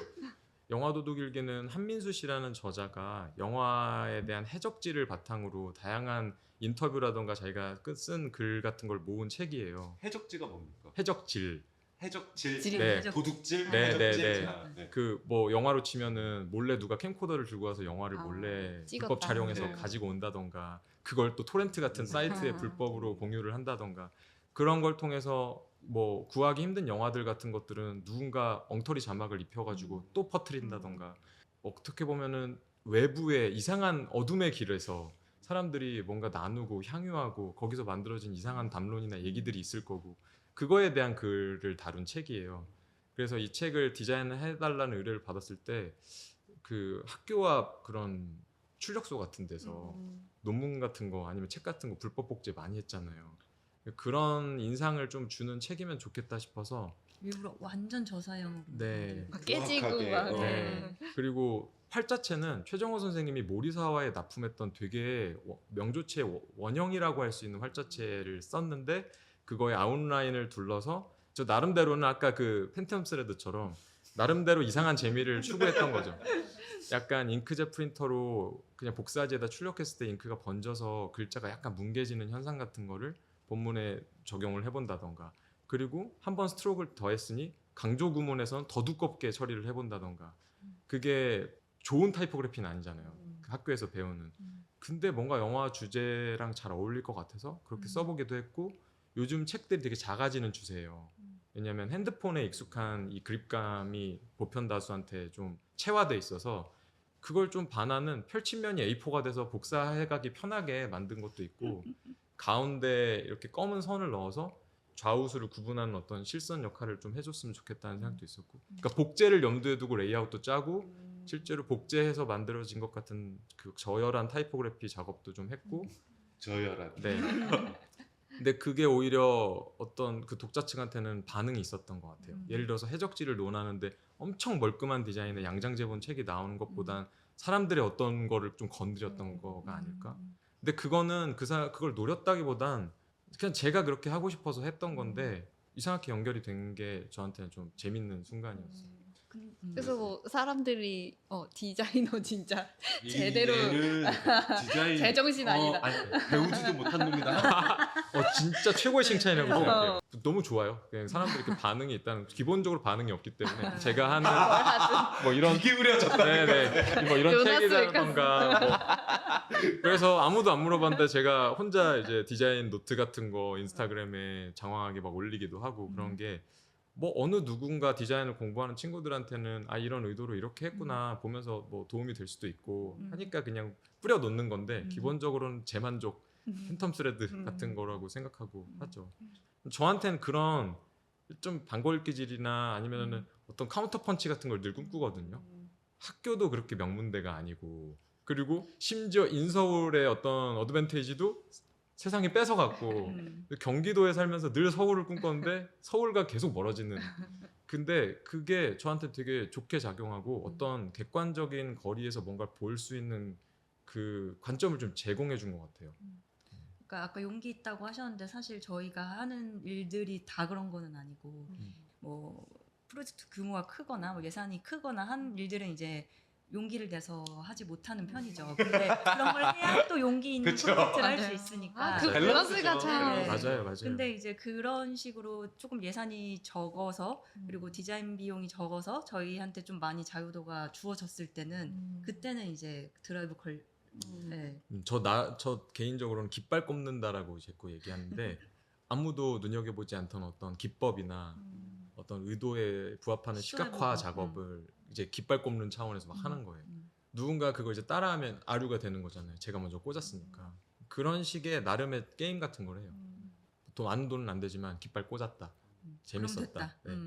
그리고 디자인 분야라는 어떤 역사 틀에서 내가 뭐라도 하나 남기면 좋겠다라는 마음으로 살거든요. 점 하나 찍고 싶다. 네. 근데 그러면 좀 경제적으로 좀 쪼들려도 극복할 수 있는 것 같아요. 정신 승리를 하면서. 그 팬텀 스레드 마지막 질문인데 초반에 이제 되게 스트레스 받고 전 애인이랑 네. 이제 박살나고 사랑에 딱 빠지잖아요. 웨이트리스랑 알마를 처음 만나서 두 분의 그 포인트 좀 얘기하면서 이건 제가 얘기하는 게 나을 것 같아요. 몇 년 전으로 돌아가야 돼. 각자 이제 그 공부를 하러 학교에 왔고 네. 뭐 디자인 열심히 공부해야지 했는데 이렇게 일도 같이 하지만 사랑도 하게 된 그 포인트 일단은 16년 전으로 돌아가 보면 멀다. 네. 혜옥 씨가 저랑 한 학번 차이가 나는 후배였는데 아 그래요? 네, 저는 군대 갔다 오고 휴학기가 껴 있었고 혜옥 씨는 런던에서 어학연수를 하고 왔는데 그 시점이 딱 맞물린 거예요. 같은 학년으로 3학년으로 복학하기 직전에 한글 타이포그래피 관련돼서 막 엽서 프로젝트 같은 걸 했을 때 그 글을 좀 영어로 번역해줄 친구를 찾다가 소개받아서 혜옥 씨를 소개받아서 부탁을 하게 됐었어요. 그러면서 만났는데 말이 잘 통해. 말도 잘 통하고 저는 약간 똑똑한 여자에 대한 약간 똑 부러지는. 네, 자기 앞가림 너무 잘하고 디자인과라고 다들 같지만 다들 디자이너가 되고 싶어 하진 않잖아요. 집중도도 다르고 진지함도 다르잖아요. 꼭 그리고 진지한 친구들이 적어서 이렇게 외롭거든요. 특히 타이포그래피에 빠진 친구들은 더 외골수라. 마이너 중에 마이너 네. 중에 마이너잖아요. 네. 근데 되게 기초학문이잖아요. 근데 둘이선 그런 얘기들이 통했으니까 계속 얘기하고 서로 이제 뭐 공부해서 알려주고 의견 주고 하면서 같이 나중에 스튜디오를 해보면 좋지 않을까라는 꿈을 막연히 꿨어요. 그때 또 막 한국의 슬기화민이라는 아. 걸출한 디자이너들 영향도 막 저희가 받고 이러니까 듀오 건축가들도 듀오 건축가가 그때 되게 많이 막 나오고 우리도 저렇게 하고 싶다 뭐 그런 꿈을 꿨는데 현실적으로 쉽지는 않으니까 회사 가고 프리랜서 하고 버티면서 결혼과 동시에 2014년 신신으로 시작하게 된 거죠. 그냥 외모만 보고 좋았다기보단 서로의 좀 실력도 좀 봤던 것 같고 제가 어느 날 그런 거 재작년이었나? 너는 내가 지금이랑 똑같은데 디자인을 그때 진짜 졸라 못했어. 그럼 나랑 사귀었을 것 같아? 아니 안 미쳤어? 사귀지. 막 이러는 거예요. 그래서 약간 섭섭하더라고요. 똑같은 아. 사람인데 일을 못하면 작업을 못하면 그치, 그건 능력이 난 공감돼요. 그거는 나 잘생긴 남자 좋아해랑 비슷한 것 같아요. 아. 그냥 우리 네네네. 네. 저기에서 능력 좋은 어. 남자 좋아하는 네. 거랑 네. 같은 거지. 맞아. 아니 그리고 무언가가 좋다고 말하는데 이게 그게 계속 겹치니까. 계속 네. 떨어져 있다고 취향이랑 생각하면 네네네. 너무 괴로울 것 같아요. 근데 둘 다 좀 반골 그치. 성향도 있고. 둘이 그- 아름답다고 생각하는 이미지가 굉장히 가깝고 뭐 재밌다고 발견하는 어떤 이야기들이 굉장히 가까우니까 거기서 이야기가 나올 수 있는 거여서 그게 안 맞으면 네. 근데 지금 와서 생각해 보니까 음. 똑같은 걸 좋아해도 그때는 같은 이유로 좋아한다고 생각했는데 아니었어. 전혀 반대 관점에서 좋아했던 거였어요. 그건 오래 만나면 알게 됩니다. 네, 네, 그 같은데 다른. 네. 아까 처음으로 들어가서 그 어떤 텐션감, 실의 음. 텐션감이 또 그런 부분에서 네, 네, 만들어지기도 하는 거고. 저 혼자면은 경험할 수 있는 경험치라는 게 딱 제한적인데 훨씬 넓어지고 제가 그래서 이 친구 때문에 좀 다른 사람이 된다는 느낌 받을 때가 많아요. 좀- 멱살 잡고 많이 끌고 가는 네네. 편이니까 저는 좀 움막 짚고 들어가는 타입이고 이 친구는 운동장에서 뛰어다니는 타입이라 운동장 한 구석에서 얘 움막 짚고 있으면 나와 해가지고 바깥은 일해 막 하면서 이렇게 끌고 다니는 그래서 또 이상한 사진 찍어서 이 영화는 누구한테 보여주고 싶어요? 팬텀 팬텀 스레드? 스레드요. 근데 이거는 정말 보편 다수 그냥 네. 커플이 보면 좋겠어요. 관계가 네. 있는 사람이 사랑하는 사람들. 네. 그게 그래도- 뭐 부모 자식 간이어도 좋고 아니면 연인이어도 좋고 뭐 아니면은 특별히 아끼는 친구여도 좋고 친구 사이에서도 막 관계가 끊어지네 만에 하는 일들 많잖아요. 그리고 같이 일하는 동료가 봐도 좋고 기대하는 바와 그걸 충족하는 바 서로의 성격이나 역할들이 막 다른 데서 오는 갈등들이 영화에서도 많이 그려지니까. 좀 오래된 연인들이 보면 좋을 것 같아요. 네. 10년 이상 만난 그 끊어지지 않는 실 같은 맞아요. 느낌의 관계 사람들이 진짜 보면 싫다가도 저 사람 없으면 안 되라는 느낌. 이거 끊을 순 없어 네네네. 이런 느낌의 제가 혜옥 씨 미국 갔을 때 그런 얘기 많이 했어요. 네가 거기 있으니까 진짜 화낼 일도 진짜 기쁠 일도 별로 없는 것 같아라고 그랬어요. 감정이 되게 파도도 없고 그렇다고 막 정말 날씨 좋은 그 볕도 없고 그냥 적당한 흐린 날 밍숭맹숭 네. 밍밍하고 슴슴하고 그냥 뭘 해도 그렇게 즐겁지 않고 맛있는 걸 먹어도 맛있네 하고 넘기고 앞에서 막 호들갑 떨어줘야 이게 막 더 그게 같이 네, 즐겁거나 맛있거나. 자극이 없더라고요. 근데 또 이 친구가 아니니까 제가 그렇게 화낼 일도 별로 없더라고요. 다음 영화를 네. 한번. 저는 이 영화 너무 좋았어요. 책 종이. 아, 그쵸. 책 종이 가위 저한테는 약간 SF 같았어요. 오. 그러니까 영화 자체는 되게 잔잔한데 네. 막 심장이 떨리고 맞아요, 맞아요. 그래픽 디자이너가 되겠다라고 하면 책에 대해서 동경 네. 보통 저는 그래요. 그 종이 그 책이라는 거가 되게 좀 음. 묘한 장르인 것 같은데 전 도망갔거든요. 아. 못하겠는데 그렇게 기질에 맞아야 잠깐 하다가 편집 디자인 너무 어려운데 하고 근데 끝까지 간 할아버지 보니까 그 선배 세대의 실장님들도 생각나고 네네네, 막 맞아요. 집요하게 네네. 했던 우선 어떤 영화인지 잠깐 짤막하게 설명 좀 설명을 해주십시오. 네. 네. 책종이 가미는 그 일본의 한 2세대쯤 되는 북 디자이너 키쿠치 노부요시의 어떤 일하는 과정을 다룬 다큐멘터리인데 그걸 찍은 감독님께서 아버지가 북 디자이너였다고 해요. 그런데 젊은 여자 감독. 네, 30대 초반의 여성 감독이고 왜 이 영화를 찍었는지 어디 인터뷰에서 밝힌 바를 좀 뒤집어 보면 아버지가 북 디자이너였는데 그때 당시에 사진식자 기술에서 아마 DTP 출판으로 그러니까 컴퓨터에서 시작해서 끝내는 출판 방식으로 기술 변환이 오면서 아버지가 적응하지 못하시고 일을 그만두셨다는 얘기가 있었어요. 그래서 늘 아빠가 하는 일 그리고 책을 만지는 사람들에 대한 관심과 동경이 있었는데 자기 영화를 전공하면서 그걸 제대로 하고 있는 오래된 사람을 좀 다뤄보고 싶다고 생각하던 차에 이제 키쿠치 노부요시를 다루게 된 영화로 알고 있어요. 이 영화는 그 할아버지가 동시다발적으로 여러 가지의 책을 디자인하는 과정들을 약간 두서없이 계속 따라가는데요. 어떨 때는 표지를 이런 식으로 작업하니까 어떤 것들을 다룬다라는 것들을 기록해 주기도 하고 어떨 때는 그 사람이 그동안 만들었던 책들을 이렇게 스틸컷으로 사람들한테 전달하기도 하는데 기본적으로는 그 영화 자체가 어떤 디자이너가 뭔가를 생산하면서 일상을 어떻게 향유하는지 그리고 그 일이 삶이랑 어떻게 맞닿아서 생산과 소비 이런 것들이 맞물려서 하나의 궤를 그리는지 그런 거를 좀 엿볼 수 있는 좋은 영화였어요. 뭐 예를 들어서 아저씨가 가는 식당의 장면이 나오기도 하고 혹은 뭐 벼룩시장에 가서 벼룩시장. 물건을 네. 고르는 모습이 그거 나오기도 안 예쁜 하고 거 사던데. 그리고 막 본인의 집이 나오기도 하고 그러니까 그분의 삶과 또 그분이 만드는 작업이 어떻게 맞닿아 있는지 같은 것들을 좀 볼 수 있는 그런 영화라고 생각을 하고요. 저희가 신기하게도 처음으로 그 이 영화 수입 배급하는 디오시네마에서 처음 GV. 영화 네. 시사를 할 때 저희한테 GV를 해달라고 요청을 하셔서 저희는 그러면서 이 영화를 처음 보게 됐는데 너무 완전 몰입해서 놀림이 영화를 있었어요. 보게 된 거예요. 저희가 이제 그 당시에 또 아까 말씀드린 것처럼 어떻게 우리가 좋아하는 일을 계속하면서 살 수 있을까 이런 것들을 좀 고민하고 있던 때 그 영화를 보면서 그 디자이너 삶을 보면서 아 우리도 저렇게 살면 좋겠다라는 생각을 좀 하게 됐고요. 또 아까 선배 세대들 디자이너들 좀 생각이 났다고 했는데 이렇게 책을 만들면서 항상 이렇게 좀 편안함을 느끼는 것이 이렇게 점점 더 노하우가 쌓인다는 느낌을 받거든요. 그러면서 한 번 만들면 그 다음에 더 잘 만들 수 있을 것 같고 더 잘할 수 있을 것 같고 이런 것들이 좀 쌓이는데 그래서 책이라는 영역에서 저희도 이렇게 항상 선배들을 좀 보게 되는 것 같아요. 그래서 그 아저씨가 일하는 방식이랑 저희랑 이렇게 비슷하진 않지만 아 저렇게 계속 자기가 하는 것들을 꾸준히 하면 저 경지에 오를 수 있구나. 이런 책을 생각도 하게 만권 되고 만권을 예, 네. 망권? 예. 근데 여기서 좀 짚어드려야 될 게 일본의 북 디자이너라고 불리우는 분들은 내지까지 디자인하진 않아요.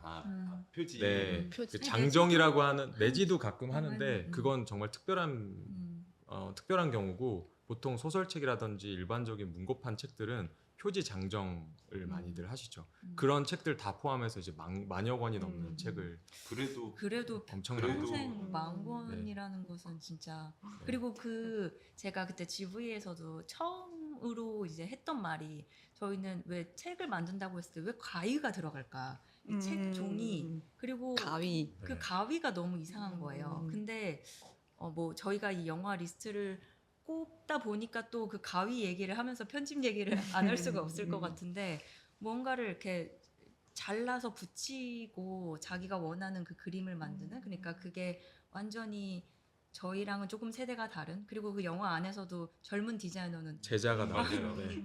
일러스트레이터에서 글자 막 맘대로 바꾸고 하잖아요. 근데 그 아저씨는 자기가 생각한 머리에 떠올린 어떤 형상을 손을 움직여가면서 찾아가고 그러면서 굉장히 직관에 의존해서 어떤 작업을 만들잖아요. 그런 태도를 보면서 또 그 디자이너가 생각한 것이 결과물로 만들어지는 그 과정에 대해서도 또 그 영화를 통해서 엿볼 수도 있었던 좀 것 같아요. 많이 환기가 됐어요. 보통은 논리, 이유, 어떤 컨셉트 이런 것들을 의뢰한 사람들한테 정확히 가닿게 하기 위해서 막 프로포절도 쓰고 막 하는데 되게 재밌었던 게 보면서, 그 소설을 쓴 소설가가 이 맞아. 책이 왜 이렇게 디자인된지 아냐고 그랬더니 글쎄요.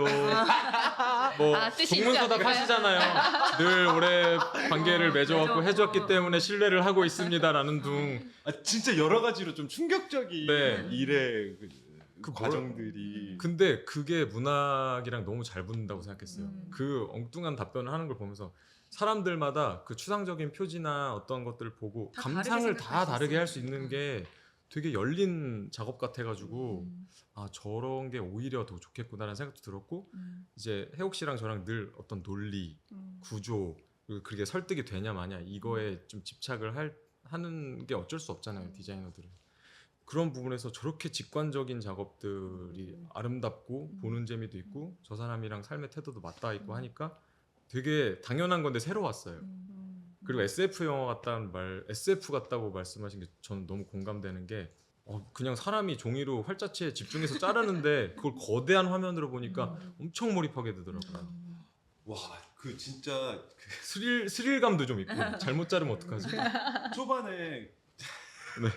글자를 막 가위로 진짜 오려가지고 물리적으로 가위로 해서 붙였다가 뗐다가. 아닌데. 떼서 이렇게 하는데 오금이 저리잖아요. 네, 하고 정말 감동적이었던 게그 후가공업체에서 오시고 아. 그 비침의 정도를 하려고 대나무 골무를 끼고 네. 이거를 조금 더 이거를 미를까 네네. 하면서 저희가 디자인 아무리 잘해도 그렇게 업체 아, 사장님들이 잘해주셔야 그게 네네. 아름다워지잖아요. 맞아요. 멋지더라고요. 네. 디자이너분도 멋있고 후가공 아저씨들도 저희가 그 영화를 그 저희 오랫동안 책 같이 협업해서 만드는 문성인세 사장님 꼭 보셔야 부부 네. 모셔서 영화 봤으면 좋겠다 해서 안 그래도 시사회에 초대할 수 있는 분들 리스트가 뭐 한 3팀 열려 있으니 초대하시라 해가지고 문성인세 사장님 4분 그리고 저희가 오랫동안 또 존경하는 선생님이자 선배 네. 북디자이너 선배 그리고 동료 디자이너 이렇게 초청해서 같이 봤거든요. 근데 문성인세 사장님이 계속 생각나는 부분이었어요. 저희가 아무리 디자인 파일을 섬세하게 만들어서 넘겨도 사실 그 책을 구현하는 것은 또 제작업체이니까요. 네. 근데 그 디테일들을 항상 집중해서 찾아주시고 저희가 의도한 것들을 최대한 살려주려고 노력하시거든요. 그래서 그런 부분들을 보는 것도 너무너무 좋았어요. 뒷이야기로 그 사장님이 너무 그 영화에 경도되셔가지고 꽂혔어요? 3번을 보셨대요. 그리고 주변에도 계속 소개하고 네. 다니시고. 자신의 일이 자랑스러울 것 네네네. 같아요. 그러신 분이에요. 제가 그래서 모빌랜드라고 있다 성수동에 네. 그 만드는 과정이 유튜브에 있는데 근데 그걸 다 보신 거예요. 음. 그래서 아마 대부 보러 오셨을 거예요. 아 그래요? 진짜요? 제일 대부를 좋아하시는- 좋아하신대요. 제일 좋아하는 영화 대부인데 올타임 베스트. 이 영화관에서 대부를 한다고? 문성인세 제가 처음 갔을 때 충격받은 건 예술 작품들이 사무실에 걸려 있었던 거였어요. 음. 구본창 사진가님의 작품이라던가. 그러니까 협업자였는데 이제 일을 대하는 태도가 비슷하니까 친구가 되는 거죠. 이제 그런 것들이 가능한 곳이고 그런 제작자로서 그런 태도를 지니신 분이어서 저희도 멋있다. 너무너무 존경하고 네. 그 인쇄소 기장님들이나 사장님들의 멋이 있는 것 같아요. 네네. 그냥 슈퍼에서 볼 것 같은 아저씨인데 네. 그런 기술적인 부분을 네네. 풀어주시고 막 그런 거 보면 좀 멋있는. 그리고 되게 어렵고 복잡한 것 같은 문제를 되게 쉽게 해결해 주시는데 그때 되게 멋있죠. 예를 들어서 디자이너들이 잉크를 아끼는 글자 같은 거 구멍 뻥뻥 뚫린 에코폰트라고 만들잖아요. 근데 그거 인쇄소 기장님이 농도만 낮추시면 되는 일이거든요. 디자이너들은 자기 역할들을 좀 과잉해서 해석하는 경향이 있는 것 같아요. 약간 주제 파악을 해보면 그건 제조 과정에서 발생하는 잉크는 궁극적으로 인쇄를 안 하면 될 일이고 만약에 인쇄를 해서 잉크를 아끼고 싶으면 어차피 구멍이 뚫려 있기 때문에 글자가 또렷하게 보이진 않거든요. 흐릿하게 보이지. 그러면 잉크의 농도를 낮추면 될 일이에요. 압을 낮추면 멀겋게 나오면서 잉크가 많이 아껴지거든요. 디자이너들은 자기가 다 설계하고 다 뭔가 통제할 수 있을 것 같지만 점점 책을 만들면서 이렇게 오래 만들어도 안 되네. 아직 갈 길이 머네 라고 이제 계속 배우게 되는 과정이 이제 사장님이랑 얘기하다 보면 계속 오니까 겸손해질 수밖에 없는 것 같아요.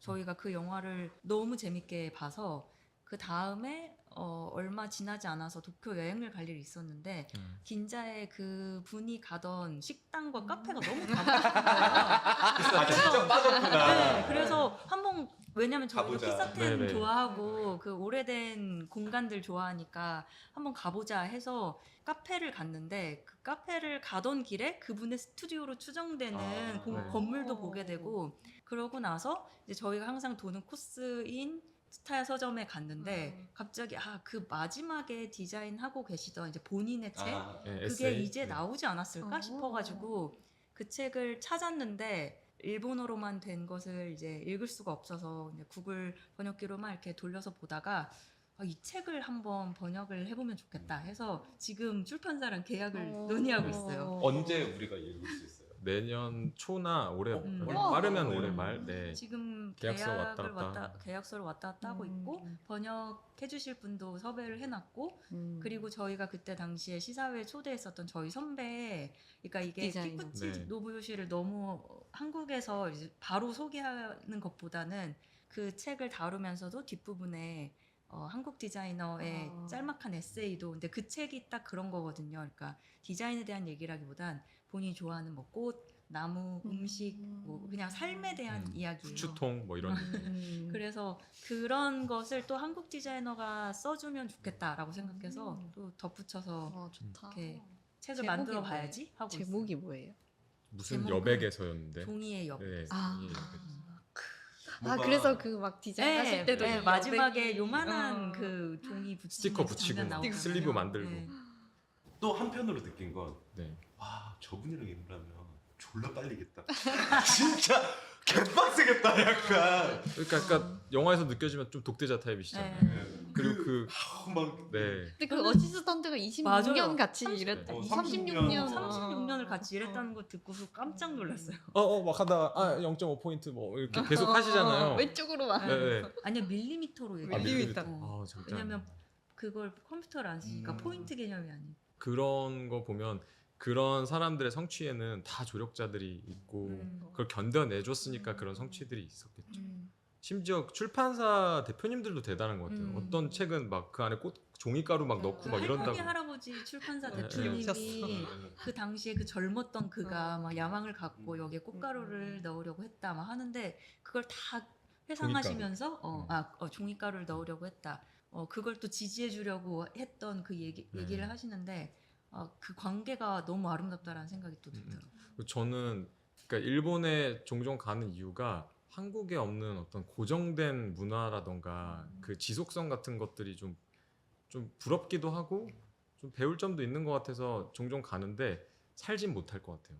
어쨌든 저희도 한국인이라 확실히 빨리빨리 바뀌는 이 역동감에 익숙해져서 그런지 그런 걸 추구는 하고 좋아는 하지만 또 답답하더라고요.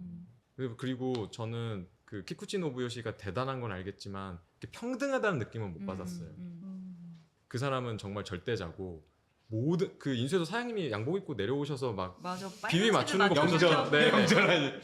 그리고 키쿠치 노부요시가 어떤 책에 쓰기 위해서 종이 회사에서 특수 제종이를 막 제작해 준다던가 이게 돼요. 선생님이니까 센세니까.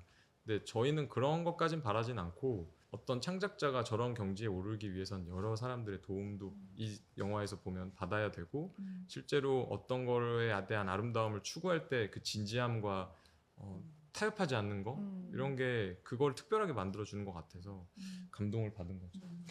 방금 종이회사 그 사장님 양복 입고 그 말씀하시니까 저 되게 인상적인 게 근데 항상 좀 그냥 이러고 있어. 그러니까 무표정하게 있는데 자기가 원하는 종이를 만났을 때 정말 맞아. 아기처럼 아기처럼 맞아. 웃으면서 그 종이를 무슨 연인 이렇게 맞아. 안듯이 막 네. 오래 이건 비비고 편집해 주세요 막 비비고. 하면서. 그래서 저는 그거가 나오기 전까지의 상황은 정말로 선생님을 보듯이 네. 그러니까 사람이 아니라 네. 선생님 하다가 그걸 보면서 저런 어떤 순수한 애정이 있어야 진짜 일가를 맞아, 하는 맞아. 약간 맞아 그런 거. 맞아. 되게 공감됐던 게 중간 인터뷰하는 장면에서 되게 공허한 막 말들을 할 때가 있었어요. 성취감. 네. 근데 기본적으로 그런 상태이신 것 같아요. 근데 작업을 할 때 새로운 아이디어를 막 도출해내야 된다던가 아름다운 종이를 만났다던가 그때만 살아있다고 막 느끼는 그 도파민 중독에 그 일을 계속 하고 계시는 거 아닐까? 감각적인 걸 수도 있고. 네네. 막 갑자기 어제 불현듯 자다가 색깔이 떠올랐다 하면서 아침에 오셔가지고 그걸 갈색으로 네. 바꾸고 막 이런 장면들 나오잖아요. 그리고 그 영화는 하루하루를 그냥 짧게 다룬 것 같지만 감독이 3년 동안 찍은 영화라고 들었어. 마지막 말미에 그 성취감에 대해서 말씀하셨잖아요. 네. 근데 저희 내부적으로 이 영화 얘기할 때 그 성취감을 못 느낀다가 되게 꽂히는 인상적이었고 어떤 의미였을까. 그리고 저도 일에 대해서 어떤 부분에 대해서는 좀 공감하는 부분도 있는데 어떠세요? 디자이너라는 직업에 있어서 근본적인 어떤 결핍이 1차 창작자가 아닌 데서 오는 그 공허함 그리고 납품하고 나면 내게 아닌 거라는 데서 오는 일종의 번역가 같기도 하고. 네, 약간 고양이나 그 강아지들 인보하는 느낌일 아. 수도 있겠다는 생각이 들었어요. 저희는 그 감정을 반쯤 공감하고 반쯤 공감 못했던 건 일하면서 얻은 단서라던가 평소에 수집했던 것들을 일에다가 막 녹여낸다고 말씀드렸잖아요. 그것들을 좀 오염되지 않은 상태, 클라이언트 분들한테는 죄송하지만 오염된 상태로 납품하는 거거든요. 저희가 생각하는 어떤 이상적인 아이디어나 추구하는 방향이 있으면 그 그렇죠. 클라이언트들의 욕구들을 음. 타서 혼합물을 납품하는 거잖아요. 그러면 우리의 순수한 결정체 같은 것들은 전시나 아니면은 평소에 그냥 우리가 보여주고 싶은 어떤 형식들을 빌어서 뭐 이벤트를 만들어서 보여줄 수도 있고 그게 퍼포먼스일 수도 있고 뭐 조각품 같은 거일 수도 있고 한데 그런 시도를 힘들지만 그리고 돈도 들지만 계속 하려고 노력하는 것 같아요. 그걸 하지 않으면 정말 공허하게 커리어 끝을 마감할 것 같다는 생각이 들어서 책을 만들지만 이상한 매체를 만들어서 책에 적용을 한다던가 저희가 그때그때 관심 있는 주제들을 좀 능동적으로 끌어오려고 그 영화 보면서도 많이 생각을 했어요. 근데 그거는 그 세대가 가지고 있는 한계일 수도 있겠다는 생각도 들었어요. 북 디자인 전성기에 일을 하신 분이잖아요. 일이 너무 많았잖아요. 그러니까 그게 인이 바뀌었을 거고 몸에 배웠을 거라는 생각이 드는데 저희는 북 디자인이 망해가고 있는 시점에 북 디자인 하고 있는 거니까 좀 좀- 책의 새로운 역할에 네. 대해서 고민해보는 경우도 생기고 그리고 꼭 책이 끝이 아니라 책이 뭔가 시작이 되는 뭐 예를 들어 저희가 작업했던 책 중에는 작가님의 퍼포먼스를 위한 대본집 책의 역할이 좀 완전히 네. 달라지는 거잖아요. 어떤 책을 디자인해 주세요가 아니고 이 책이 어떻게 펼쳐질지 같은 것들을 고민하고 어떻게 낭독되어져야 되는지를 고민한다던가 뭔가 이런 것들을 좀 해볼 경우가 생기고 그리고 저희 또한 동혁 씨가 말한 것처럼 꼭 이렇게 저희가 잘 하는 어떤 매체를 한정해 두려고 하지 않고 이것을 뭐 여러 차원으로 다르게 해본다던가 아니면은 여기서 적용했던 걸 또 다른 매체에 적용해 본다던가 이런 것들을 좀 많이 하게 되는데 아무래도 이제 지금 그 영화를 봤을 때 그냥 어렴풋이 생각을 해보자면 이렇게 주어진 어떤 틀에서 본인이 할 수 있는 것들을 계속 해오신 분이 느낀 어떤 허무감 같은 것들이 그 안에 담겨져 있지 않았을까라는 생각이 들고 그래서 저희한테는 또 그 마지막 책이 굉장히 좀 궁금했어요. 그 자기가 생산한 거잖아요. 자기가 쓴 글 그게 네. 두 번째 책이라고 알고 있는데 그냥 본인에 대해서 쓴 글을 본인이 또 디자인하는 그 장면이 거의 말미에 나오잖아요. 저는 진짜 진지하게 내가 디자인을 통해서 생활을 하겠다고 하는 사회 초년생들은 꼭 봤으면 좋겠어요. 맞아요. 어떤 의미로든 좀 뭐 꼰대라고 하더라도 그런 작업 방식. 꼰대 맞죠. 그 저도 꼰대니까 말을 좀 보태 본다면 그 학부생들 상대로 특강 같은 거 하면 꼭 나오는 요즘 꼭 나오는 질문 중에 하나가 AI 얘기가 계속 나와요. 저는 이 영화가 좀 답이 될 수도 있을 것 같아요. 오히려 AI는 합리적이고 효율적이고 모두가 공감할 만한 되게 레귤러한 답변들을 뭔가 연산해서 제공하잖아요. 근데 이 영화는 비논리적이고 비합리적이고 비효율에 직관적이고 되게 인간적이고 근데 그게 예측이 안 되잖아요. 왜 저런 게 나왔지 하면 그 할아버지 굉장히 매력적이죠. 네, 그 할아버지도 몰라요. 제가 봤을 땐. 근데 그게 오히려 어떤 특별함을 만들 것 같고 앞으로 더.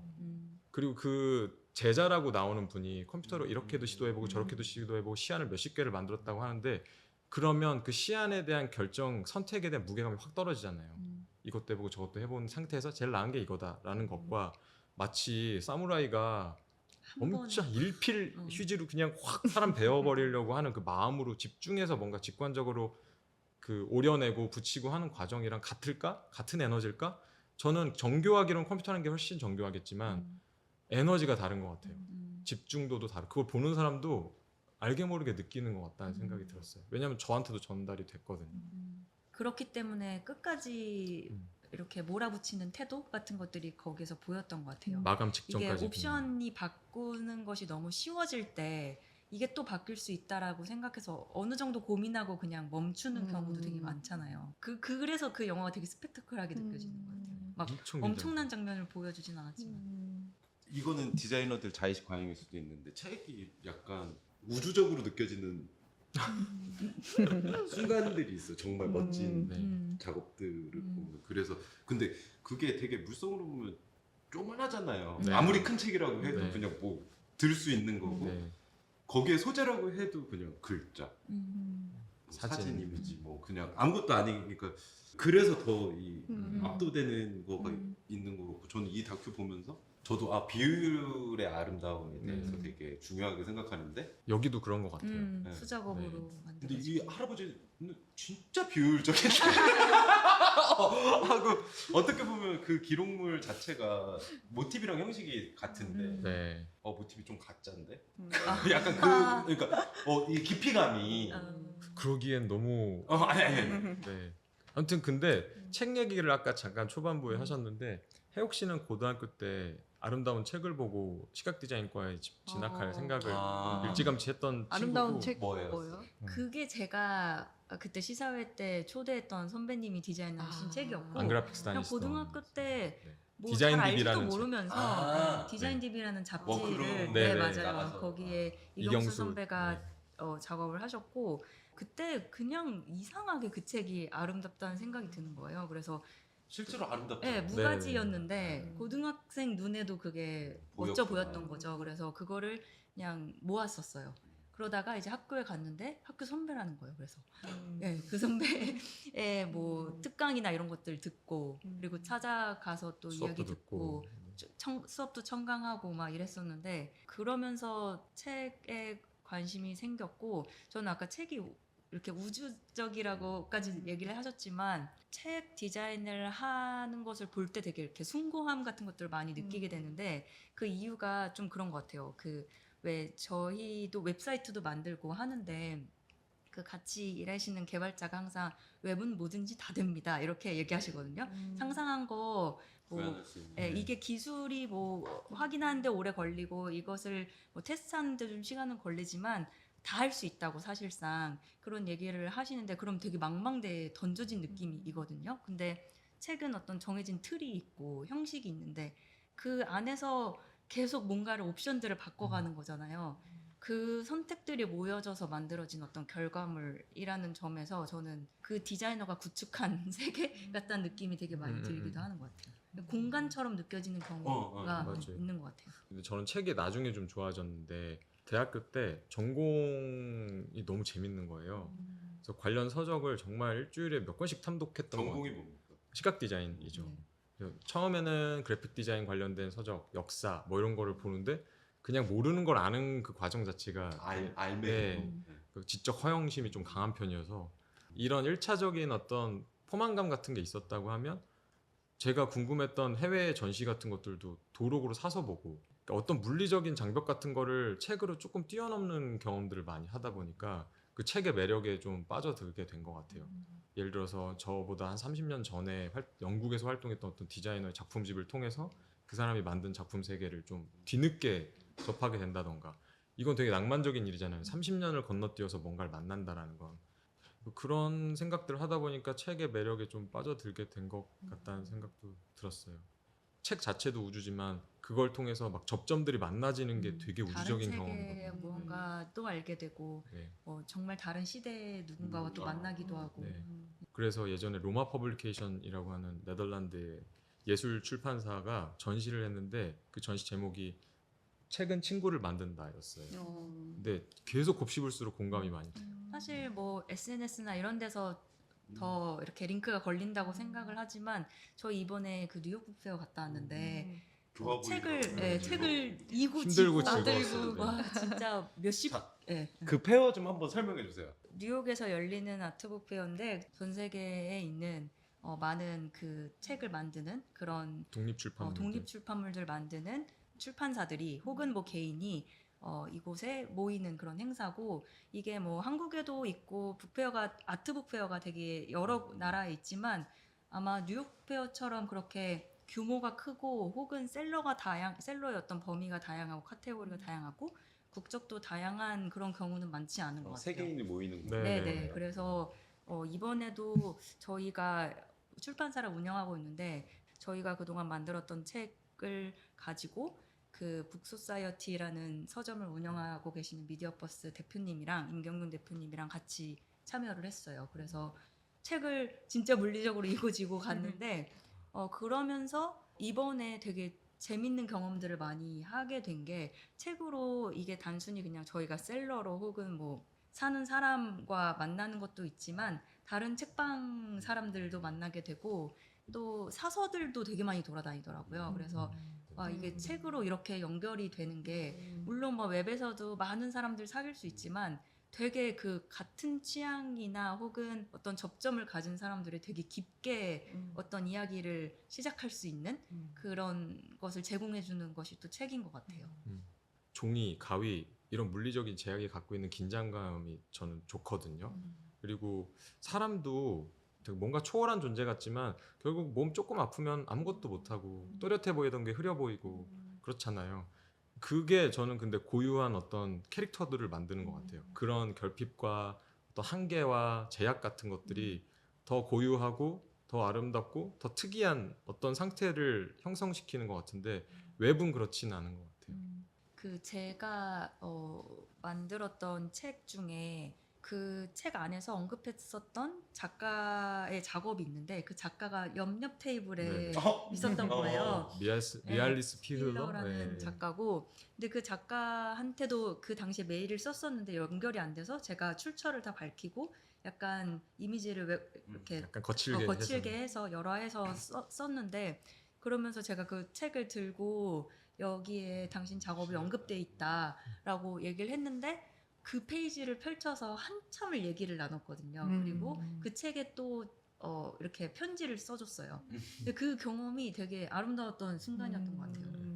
점점 그런 우발성이나 우연성, 어떤 제약이 주는 어쩔 수 없는 그런 부분들 있잖아요. 필연성 같은 게 저희한테 되게 중요한 조건이 되는 것 같아요. 옛날에는 레코드샵 가면 우연히 어떤 커버가 마음에 들어서 샀는데 음악 거지 같고 전혀 다른 네네네. 장면이 나오고. 상상과 다르고. 네, 근데 그게 그때는 망했다 이런 건데 되게 훈련이었던 것 같거든요. 이런 일을 하는 사람 입장에서 뭔가 음악과 이 이미지를 매칭해서 이렇게 경험을 쌓는 훈련이었다고 생각했는데 점점 그런 사고를 당할 수 있는 장소가 줄어드는 게 되게 아쉽고 네, 그러니까 뭐 우리가 뭐 AI 알고리즘 이런 얘기 많이 하지만 되게 이렇게 편협한 방향으로 편향된 쪽으로 이렇게 가고 있는데 책은 그걸 좀 이렇게 다시 좀 흐트러놓는 네. 그런 역할을 확실히 하는 것 같아요. 네.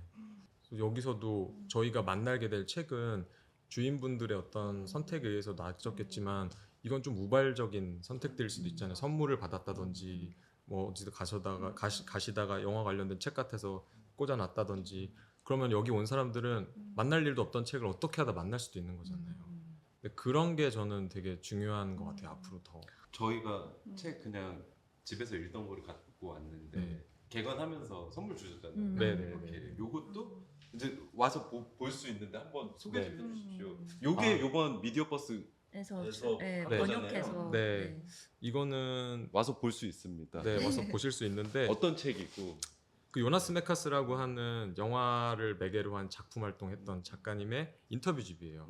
동시대에 그런 실험 영화를 했던 여러 감독들을 만나서 이 사람이 질문을 던지고 그것들을 이제 실은 연재물들을 한 권의 책으로 엮은 출판물인데 원래는 영어로 돼 있고 독일의 스펙터 북스라고 하는 데서 원서를 냈었고 이걸 이제 미디어버스 임경영 대표님이 번역을 이어로 씨한테 맡겨서 한국어판으로 내자고 얘기를 해주셔서 그걸 작업한 겁니다. 책은 원서의 어떤 형식과 틀을 그대로 가지고 오되 경영 사장님이 조금 더 제작비를 낮춰서 원서는 좀 되게 중요한 포인트예요. 그렇죠. 그러니까 상정하는 타겟팅하는 독자층이 좀 달라지는데 원서는 좀 아트북이고 그때 뭐 독일인가 어디 스위스에서 아름다운 책으로 막 선정되고 그래요? 네 되게 꼴이 아름다운 책이었어요. 근데 저는 디자인 문법이나 이런 걸 한글화하는 작업을 하면서 제 자아는 거의 없앴어요. 그냥 기능인으로서 작업을 했는데 영문 타이포그래피가 있는 걸 기준으로 두고 거기에 어울리는 한글 조합을 찾거나 뭐 세팅을 찾거나 하는 식으로 하고 제본은 원래 양장 제본이었는데 이렇게 페이퍼백으로 만들기도 하고 판형도 원래 A4였는데 B5로 좀 줄여서 종이도 좀 이렇게 덜 쓰고 뭐 이런 것들을 경제적인 논리에 입각해서 했죠. 그래야 이제 독자층이 조금 더 넓어지잖아요.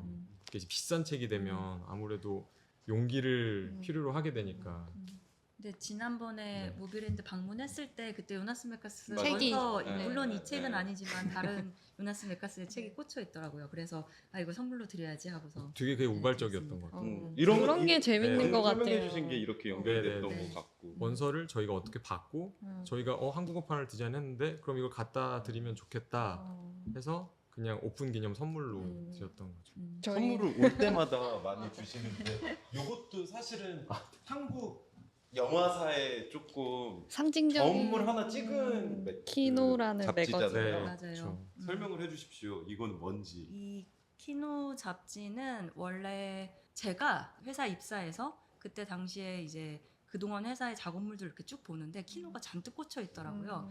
근데 이 잡지가 원래는 99호까지 만들어지다가 이제 폐간이 돼서 이제 전설로 남은 그런 진짜 잡지인데 전설. 옛날 네. 키노도 있어요. 맞아 옛날 네. 키노도 음. 그래서 또 이걸 드려야겠다. 네. 아. 네, 드리게 되었는데 지금까지 만들어졌던 것처럼 연속 간행물의 형태는 아니지만 그것을 기념해서 이제 100호를 만든다고 상상하고 그때 당시에 필자들이 다 모여서 편집자들이 모여서 만든 책이고 다시 한번 키노를 만든다면 우리는 무엇을 기록할 수 있을까를 가지고 만들어진 책이고 그래서 굉장히 두껍고 뭔가 20년의 이야기를 한 권 안에 넣으려면 그래서 책 근데 얼마나 할 말이 많았겠어요. 텍스트도 그때. 진짜 많아요. 이렇게 잡지에서 텍스트가 많은 예, 거 오랜만이었어요. 꽉꽉 차 있는 그런 잡지도 너무 오랜만이었고 그래서 저희도 디자인을 하면서 기존 키노의 부분들을 좀 많이 뜯어서 그걸 다시 현대화해서 여기에 적용해보자라는 생각을 많이 하면서 작업을 했었어요. 이렇게 건물 부시고 다시 짓는 게 아니라 약간씩 그 옛날 재료들 같은 거를 흔적 기관처럼 이렇게 남겨놓자고 해서 작업했었죠. 근데 또 이 책은 작업하면서 저희가 너무 재밌게 읽으면서 했어요. 아 내용 자체가 네네네. 그래서 사실 디자인할 때 이제 그런 부분이 저는 좋다는 생각이 드는데 어떤 컨텐츠를 가장 먼저 이렇게 맞아. 볼 수 있는 사실 그래픽 디자이너로서 일하면서 굉장히 소모적이라는 느낌을 많이 받지만 가장 좋아하는 지점 중에 하나는 매번 이렇게 새로운 사람들 만나서 그들과 다르게 계속 동기화하는 그런 작업을 한다는 점이 재미있는데 보다 보니까 저거 제호도 쓰시지 않았어요? 디자인? 아, 네. 저거. 아 맞아 아, 맞아 그러네요. 맞아. 은근히 우리랑 월간 우리 디자인. 속에 삶 속에 많이 녹여져 있는. 저거 좀 한번 완전. 아, 네. 자랑 좀 해주시죠. 마침 근데 다 제호가 꽂혀 또 바뀌었던 것 같은데 네, 지금 다시 지금은- 리뉴얼됐어요. 지금 한 2년 정도 쓰였던 네. 제호예요. 요게 그 디자인 업계 사람들은 되게 즐겨보는 네. 굉장히 레가시가 있는 네. 잡지죠. 월간 디자인. 네, 이때쯤 저희가 이상하게 그 유산이 있는 프로젝트들을 몇 가지 했었어요. 뭐 세종문화회관 CI를 리뉴얼한다던가 월간 디자인의 이 제호나 40년 레이아웃을 동안 유지되던 그 잡지. 혜옥 씨랑 월간 디자인 이제 계속 보면서 계속 질문했던 게 아니 디자인이라고 써놓으면 어떤 변별력이 있지? 영어로 영어로 그 일반 명사 중에 하나인데 근데 그걸 한글로 쓰면 좀 다르잖아요. 그리고 초기의 잡지들은 김진평 선생님이 레터링한 제호를 썼을 때는 좀 특이했어요. 뭔가 색다르기도 하고 그래서 그 레거시를 가지고 와서 그냥 한글로 이렇게 외곽선 형태로 띈 그 김진평 선생님 로고를 좀 참조해서 이렇게 보여줬는데 영어 제호였던 이 컨덴스드하고 볼드한 요 서체들 3음절로 끊어가지고 이상한 디자. 네, 네, 네. 이게 저는 되게 아. 네네네 몰랐어. 저도 몰랐어요. 아. 되게 콩글리시 같은 건데 아. 영문 타이포그래피 하는 사람들이 보면 이게 뭐야 할 것 같지만 3음절 한국 기준에다 맞추면 이런 이상한 조형이 만들어지겠다 싶어요. 오염시킨 거가. 네네네. 혼혈이죠, 음. 혼혈. 이 프로젝트는 저희가 리뉴얼을 했을 때는 이때 이제 편집장님께서 전은경 네. 편집장님께서 저희에게 주셨던 과제가 이제 사람들 종이 잡지를 잘 안 읽고 그리고 잡지에서 아무리 새로운 그 뉴스들을 다뤄봤자 인터넷보다 빠를 수는 없는데 어떻게 다시 편집해서 종이 잡지의 의미를 고민해보고 싶다라고 하셔가지고 저희도 디자인하면서 그런 부분 좀 많이 고민하고 어떻게 이 책이 잡지 같으면서도 또 단행본의 역할을 겸하면서도 콘텐츠들을 담을 수 있을까 같은 것들을 좀 고민하면서 작업했던 프로젝트입니다. 근데 진짜 출판업계 고민해야 되는 것 같아요. 네. 책 그러니까 정보를 접할 수 있는 매체들이 너무 늘어나는. 네. 네. 대중서의 개념이 점점 없어지는 것 같은 시대가 돼서 그런 게 좀 아쉬운 것 같아요. 책이라는 게 탄생 배경을 보면 어쨌든 귀족들이 만들고 소수의 성직자라든가 이런 사람들이 권력을 독점하기 위한, 그때는 글도 많이 못 읽은 시대였으니까. 근데 한 100여 년 남짓 대중서라는 개념이 막 퍼지다가 이제 디지털이 더 값싼 문화가 되면서 더 쉽고, 그래서 책이 이상하게 고급 문화 같은 게 돼가고 있다는 생각이 로 들어요. 느껴지는. 네, 오히려 옛날 중세 시대로 회귀하는 듯한 인상도 그리고 갖게 이제 돼요. 제작비도 너무 네. 비싸지고 있고요. 뭐 그리고 종이도 너무 비싸고. 다 떠나서 부동산 논리랑 맞닿아 있는 물건이기도 해요. 공간이 많아야 커야 책도 많이 사서 보관하잖아요. 장서가라는 거는 그 공간이 있어야지만 성립되는 개념이라서.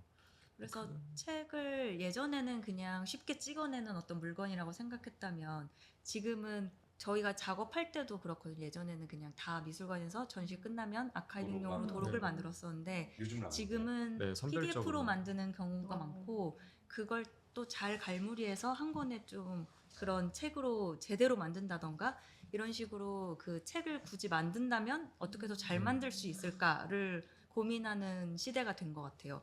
근데 그러다 보니까 저 다시 영화 얘기를 돌아가자면 히쿠치 노부요시가 잘 돌아오셨어요. 작업하는 아니요 작업하는 그런 책을 대하는 태도 같은 것들 그런 게 이제 요즘 사람들이 좀 배워야 할 부분이지 않을까라는 생각도 좀 드는 것 같아요. 아까 그 같이 나이 들어가는 관계에 대해서 얘기하셨는데 동혁 씨가 막 회사 때려치고 우당탕탕하면서 만났던 그 당시에 아주 많은 자유도를 줬던 돈 없던 클라이언트들이 지금은 본인 자리에서 어떤 역할을 제대로 해내고 있는 사람들이 됐거든요. 너무 대견하지 않아요? 네. 네, 살아남고 네, 자기 그- 영역. 맞아요. 그리고 저는 음. 저 스스로도 대견해요. 음. 그런 사람들을 사람. 알아보는 안목을 가졌던 내가- 과거의 나. 내가 옛날에 여기다가 김정일 사진 붙였잖아. 이런. 사라지지 않고 네. 네. 아 그래 저 사람 저렇게 될 줄 알고 음. 있었어. 막 그걸 알아본 스스로한테 좀 칭찬해주고 싶은 생각이 들어요. 저녁에 저희가 그 신도시라는 공간이 네. 9주년 됐다고 해서 초대장을 보내서 뭐 갈 수 있을까 막 얘기하고 있는데 그 공간을 운영하고 있는 박다음이라는 그 분도 그때 밤섬의 적단 앨범을 의뢰했던 분이고 의뢰한 건 아니고요. 네. 밤섬역단이랑 저랑 이제 연결해준. 일을 하는 과정에서 그 친구가 중간에 약간 가교 역할을 했어요. 근데 그런 분이 이제 본인의 어떤 역할을 하고 있고 또 그분과 여전히 이렇게 작업을 하고 어떤 관계를 유지하고 있다는 거 그리고 뭐 저희랑 어렸을 때 같이 일했던 뭐 길종상가라든지 아니면 그 당시에 어시스턴트 큐레이터 분이 지금은 어딘가에서 막 팀장님 같은 역할을 하고 있다든지 이런 걸 느낄 때마다 이 관계가 진짜 그 오랫동안 어떤 관계 맺으면서 서로 동기화된 이제 깨달았어요. 제가 위축됐던. 너무나 이야기를 나눠보고 싶었는데 그 뭐 지난번에 식사할 때도 네. 찌밀거리고 그랬던 이유가 아 찌밀거린다는 표현 되게 낯갈스럽네요. 처음 너무 들어보는 즐거운 거. 시간을 네, 보내고 네. 싶은데 무슨 말을 해야 될지 모르겠는 게 동경했던 것 같아요. 아 그러니까 신신의 작업뿐만이 아니라 신신을 둘러싼 어떤 그 공동체의 네. 곤조들.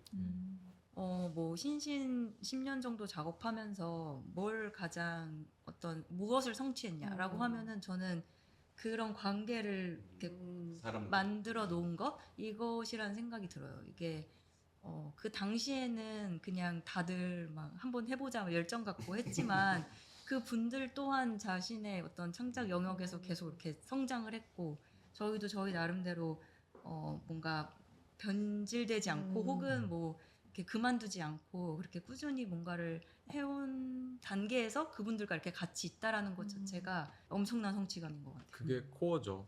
그리고 중간중간에 그 동료들이 어디선가 객관적으로 인정받는 모습들 보면 막 제일 같고 네. 그것뿐만이 아니고 길종 씨는 뭐 에르메스의 디렉터님한테도 인정받았지만 그때 이제 플라토라고 하는 지금 없어진 삼성미술관 있잖아요. 구 로덴 갤러리 거기에서 작가로 막 이렇게 전시도 하고 그리고 제가 초창기에 막 활동 초창기에 같이 작업했던 정금영 작가는 막 에르메스 예술상 받아서 얼마 전에 미우미우랑 막 협업한다던가 뭐 그냥 작업의 연장선이지만 저는 너무 뿌듯한 거예요. 아 정말 네임드가 되었구나. 너무 이게 멋지다. 네. 하루하루 쌓여서 인식하지 못하다가 네. 그 처음을 이렇게 돌아보면 어. 야 너 많이 컸다 약간 이거. 그렇죠, 그렇죠. 네, 그 시절. 저는 결국엔 그게 저를 위한 길이었는데 자극 옆에 두고 자극받고 싶은 사람들이랑 같이 계속 있고 싶었던 것 환경이 같아요. 중요한 것 같아요. 네네. 어떤 분들이랑 일하는 네, 계속 어떤 긴장감을 주는 동료 집단이라던가 환경들에 저를 계속 놓고 그냥 뭐 옆에서 쓴소리도 해주겠죠. 아 그리고 네, 또 그렇게 살고 싶은 거죠. 뭐 저희랑 이렇게 계속 같이 커온 분들도 있지만 저희가 그 돈을 버는 일도 있고 그리고 조금 더 이렇게 저희를 위해서 하는 일 중에 하나가 또 젊은 창작자들도 만나는 것 그리고 이제 학교에 나가서 학생들이랑 좀 이야기하고 이런 것들 또한 이런 노력의 일환이기도 한 것 같아요. 편한 사람만 만나지 않는 것. 그 어. 예산이 적더라도 젊은 너무 작업을 멋있게 하는 작가님이 있다면 이제 있다면 저희 저점 당연히 매수 기꺼이, 같은 거죠. 예, 기꺼이 작업을 하고 네. 뭐 돈은 또 다른 데서 벌고 뭐 이런 작품으로 것들을- 받는 경우도 있어요. 그게 그래서 집이 그렇게 맥시멀 초반에 길종 선물 받은 것도 씨랑도 많아요. 트레이드 네. 되게 많이 했어요. 가구 만들어 주시고 저희가 뭐 작업해서 드리고. 네. 이 영화에 대해서 마지막 질문인데 요거는 이제 지우 PD님이 네. 작성한 질문이고 제가 대신 여쭤보겠습니다. 디자인 언제부터 잘하셨는지. 이게 딱 질문이에요. 디자인 언제부터? 약간 혀를 찌르는 저는 이 질문 보고 와 이거다 이거. 막 겸손한 척 하고 싶은데 제가 좀 스스로 나쁘지 않다라고 생각했던 시점은 대학교 2학년 때쯤인 것 같아요. 빨리 맞네. 20대 초반 그때부터 저 스스로 좀 자의식이 세져가지고 나 좀 하는데. 싹수가 네. 있었다. 그래서 잘 못하는 선배들한테 인사도 잘 안 하고 있어요. 맞아, 그랬죠. 저 자식은 디자인과라고 와서 맨날 분기나 잡으려고 하고 작업은 안 하고 뭐 하는 거야? 그래서 그냥 이렇게 하고 외면하고 그랬었어요. 그래서 어떤 선배가 마음에 안 들었는지 넌 왜 나한테 인사하냐 안 하냐고.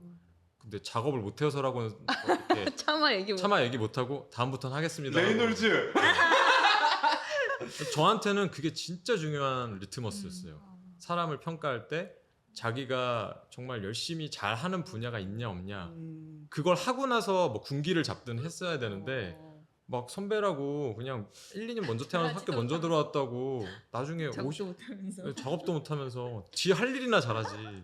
디자인을 잘한다는 건 뭐지? 그거 개인마다 다른 거잖아요. 그쵸. 그렇죠. 그것까지 설명해 주세요. 저는 잘 그냥 스스로 잘하는지 모르는지 모르니까 그때 당시에 같이 활동했던 동아리 구성원들한테 열심히 하는 모습도 보여줬는데 어느 날 제가 좀 좋아하던 선배가 칭찬도 막 해주고 나쁘진 않구나 싶었을 때 그래도 좀 객관적으로 인정받고 싶잖아요. 그때 당시에 도쿄 TDC라고 하는 공모전 같은 게 있는데 그냥 한번 객관적으로 평가받아보고 싶었어요. 대학생. 네.